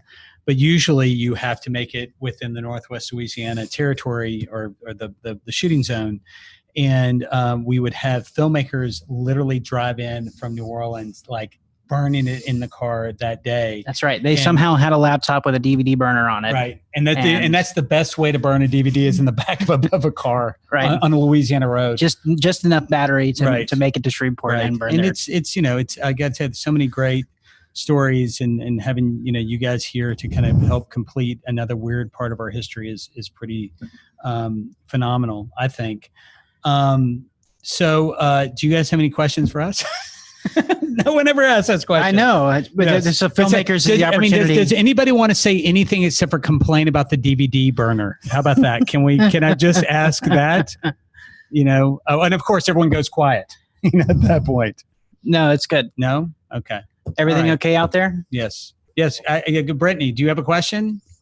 Why don't you ask one? Because you were waving your hand, and I'm going to assume that you are asking a question. No, I don't have a question. I was just really wanted to say something about poop because Hunter's been talking about poop all evening. I just kind of wanted to. Oh, good. Yeah, well, we should certainly in the evening talk This is about how we're going to end defecation. it. That's right. 100%. In his films, Hunter be like, little brown bag. I'm gonna show you. I'm gonna get off this nude feed. No questions, but you guys all rock. I love everybody that's on here. Y'all are hilarious. Thanks for playing Big Horse. Yeah. Yeah. It's gonna be really a fantastic festival. I can't wait to share with you all what it is that we're going to be doing and how we're going to be rolling out this new version of the film prize. I mean, it is truly going to be a worldwide event. I think that's different from what anybody else has experienced, but also knowing, there are certain limitations that we have. What the film prize has always been able to do is blow up those expectations and then take it to another level. And I kind of feel we're heading in that direction. And agreed. And I got to say that again, beyond sort of everyone being on this call and not knowing who makes it in or who doesn't. I mean, I had to say that the group that's been involved tonight, and you guys use, as Chris correctly told me to say last time, you have all sort of shown us that the right people are making films for Film Prize.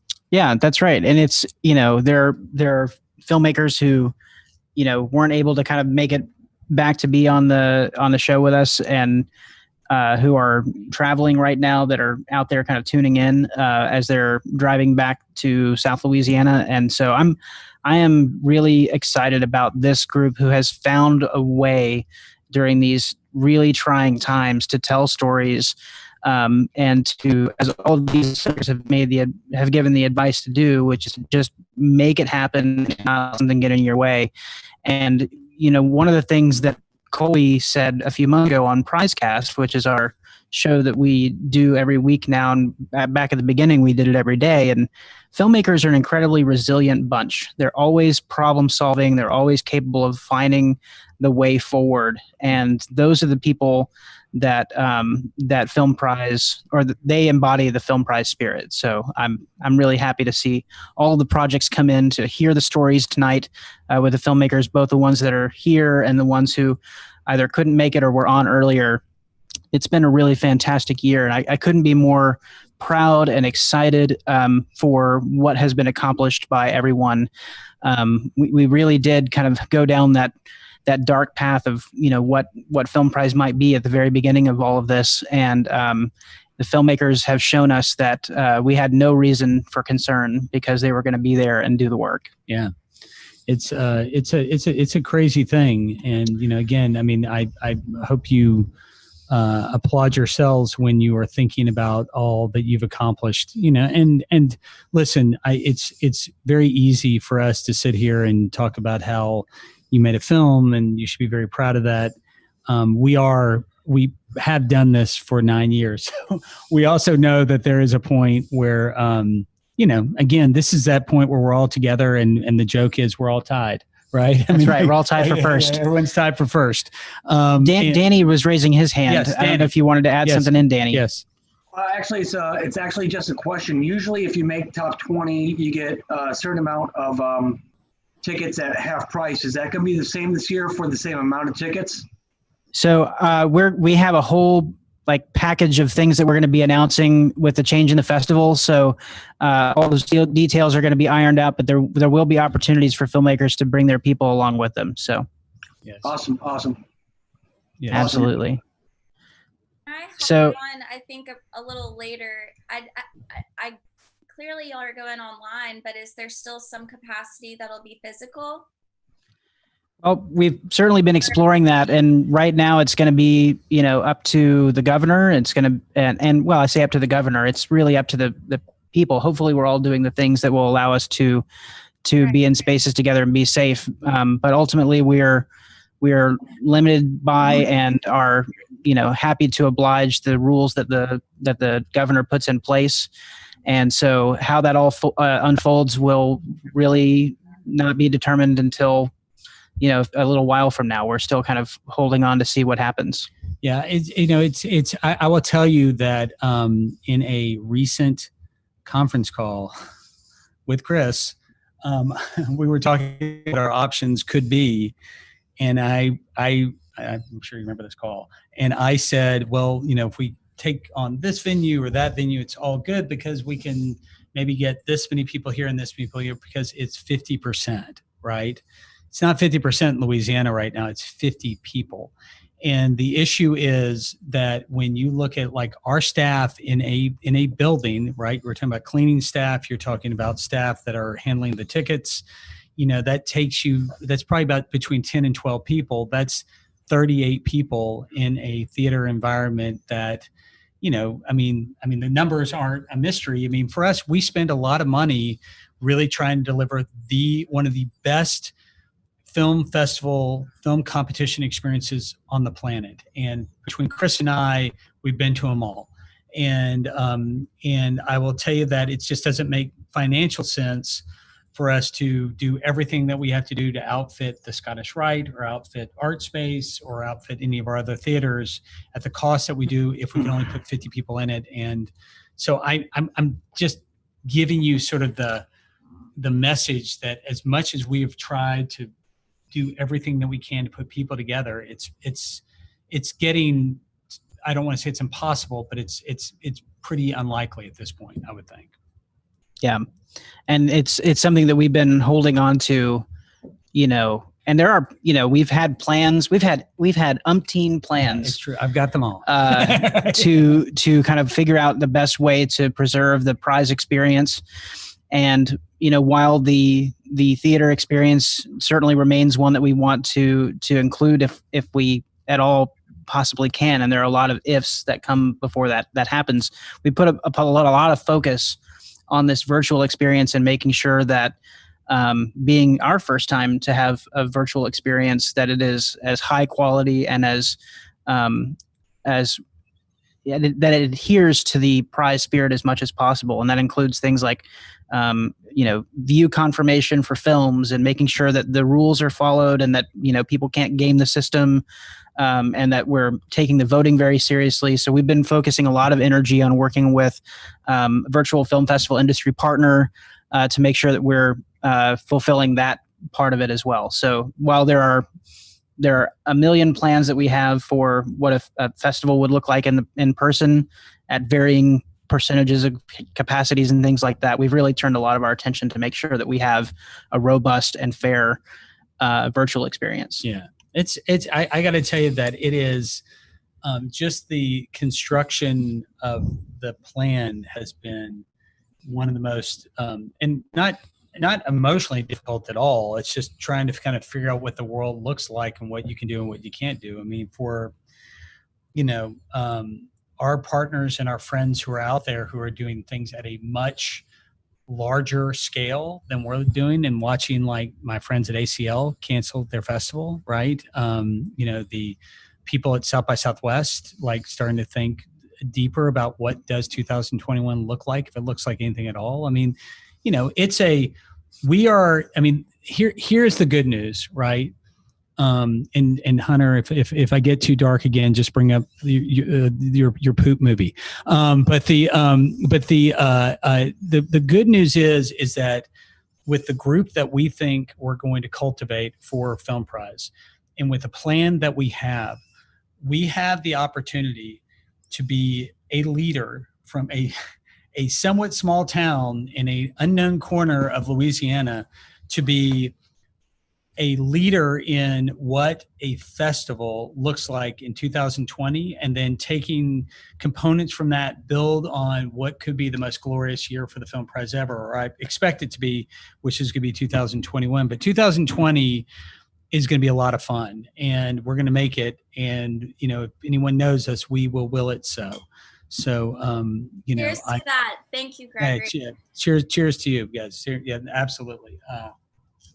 But I believe it. It's funny.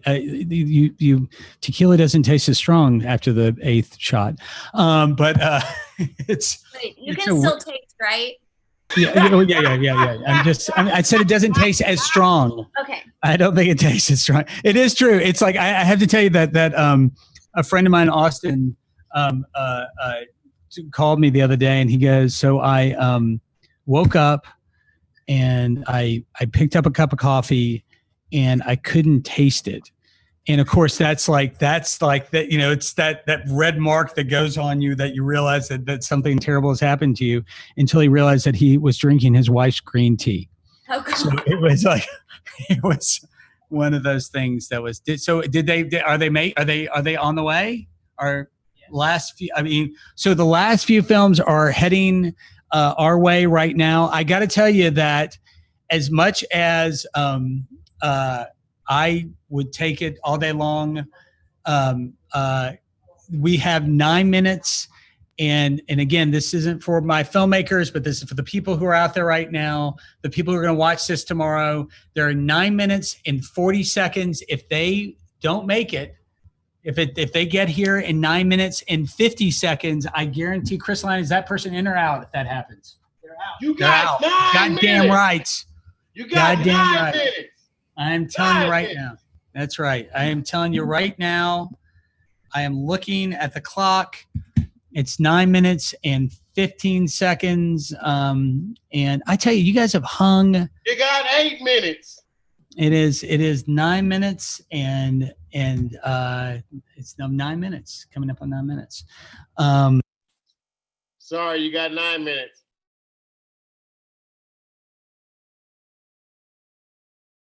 No, did they go dark?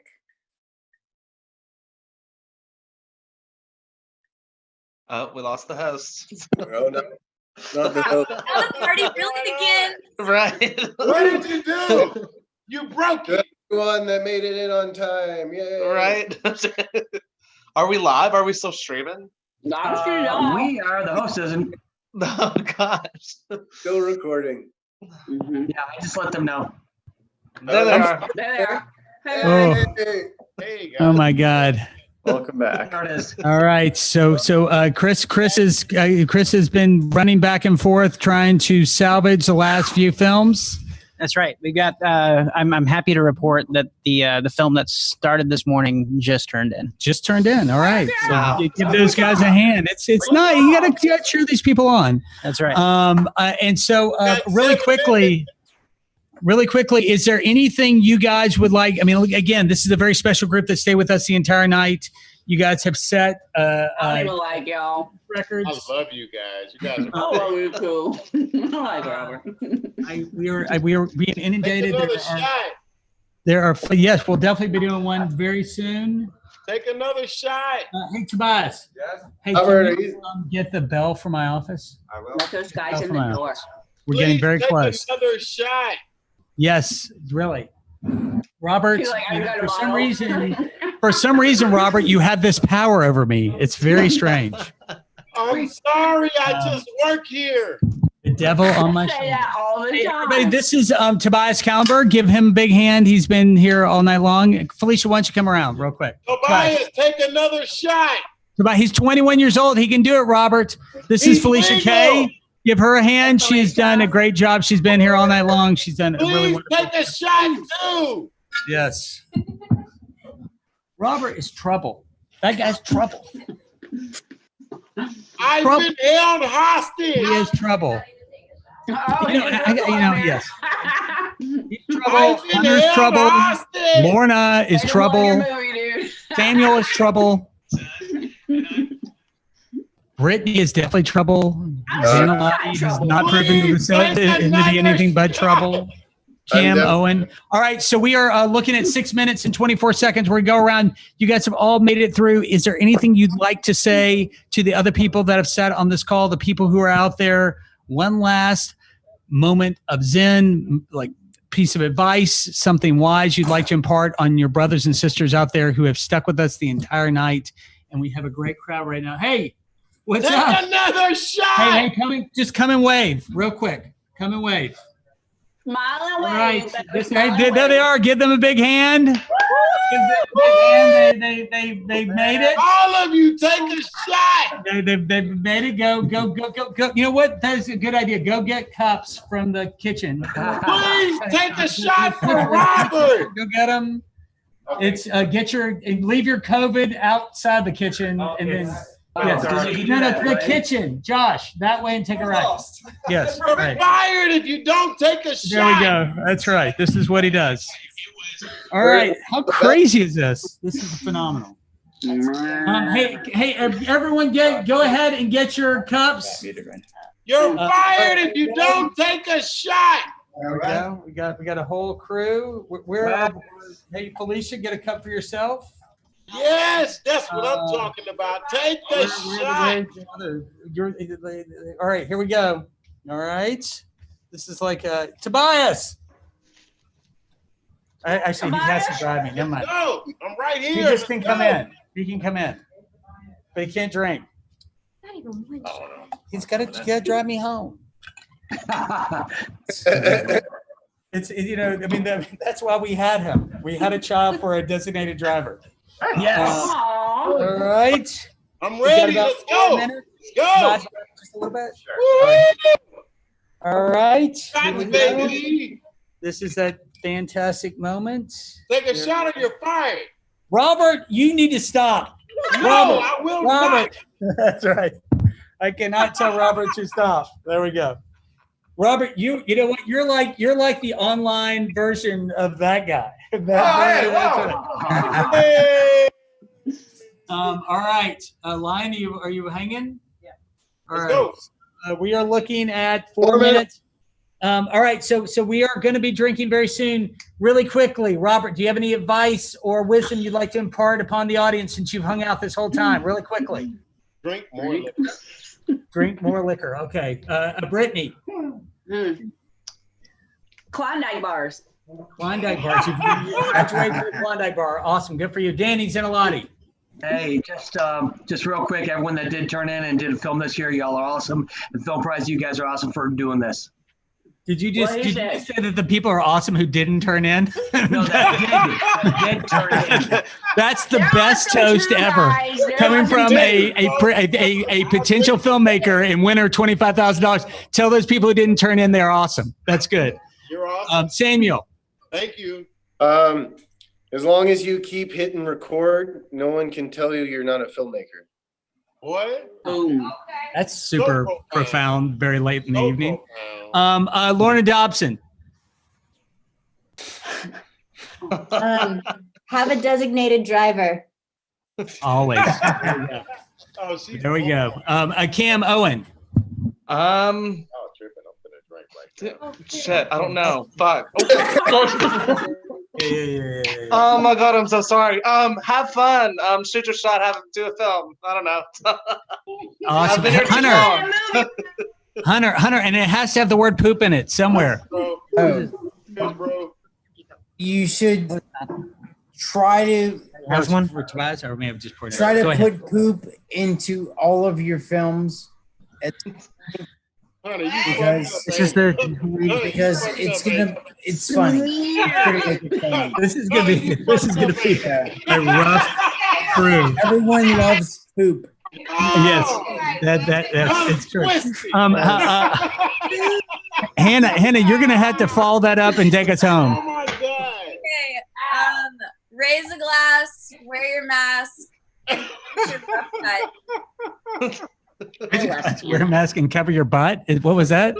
Finish your rough cut, Greg. Oh, I thought she was going to work the word ass in there. well, wasn't Hannah the one that said do it and then do it again and then do it one more time? Your poop cut. That's right. That's right. HR. All right. Here it is. This is the first time we've done this online, and I know it's not going to sync correctly. All right. So we have 1 minute before we ring the bell. After we ring the bell, we do our final toast. And again, remember that as of right now, we're all tied. And All right. So we have 1 minute. And then everyone needs to just take a few breaths. 1 minute and action. Let it out, Robert. Let it out. Action. Let it out. There's a lot of tension in there. Just go ahead and let that out. Action. Enjoy I that love you last guys. moment is in. I love you guys. If I get the $25,000, we're all going to Vegas. Oh, well, Yeah. Yes, skip. So, Yeah. What'd you say? Hey, somebody mark that down. That's gonna be very important.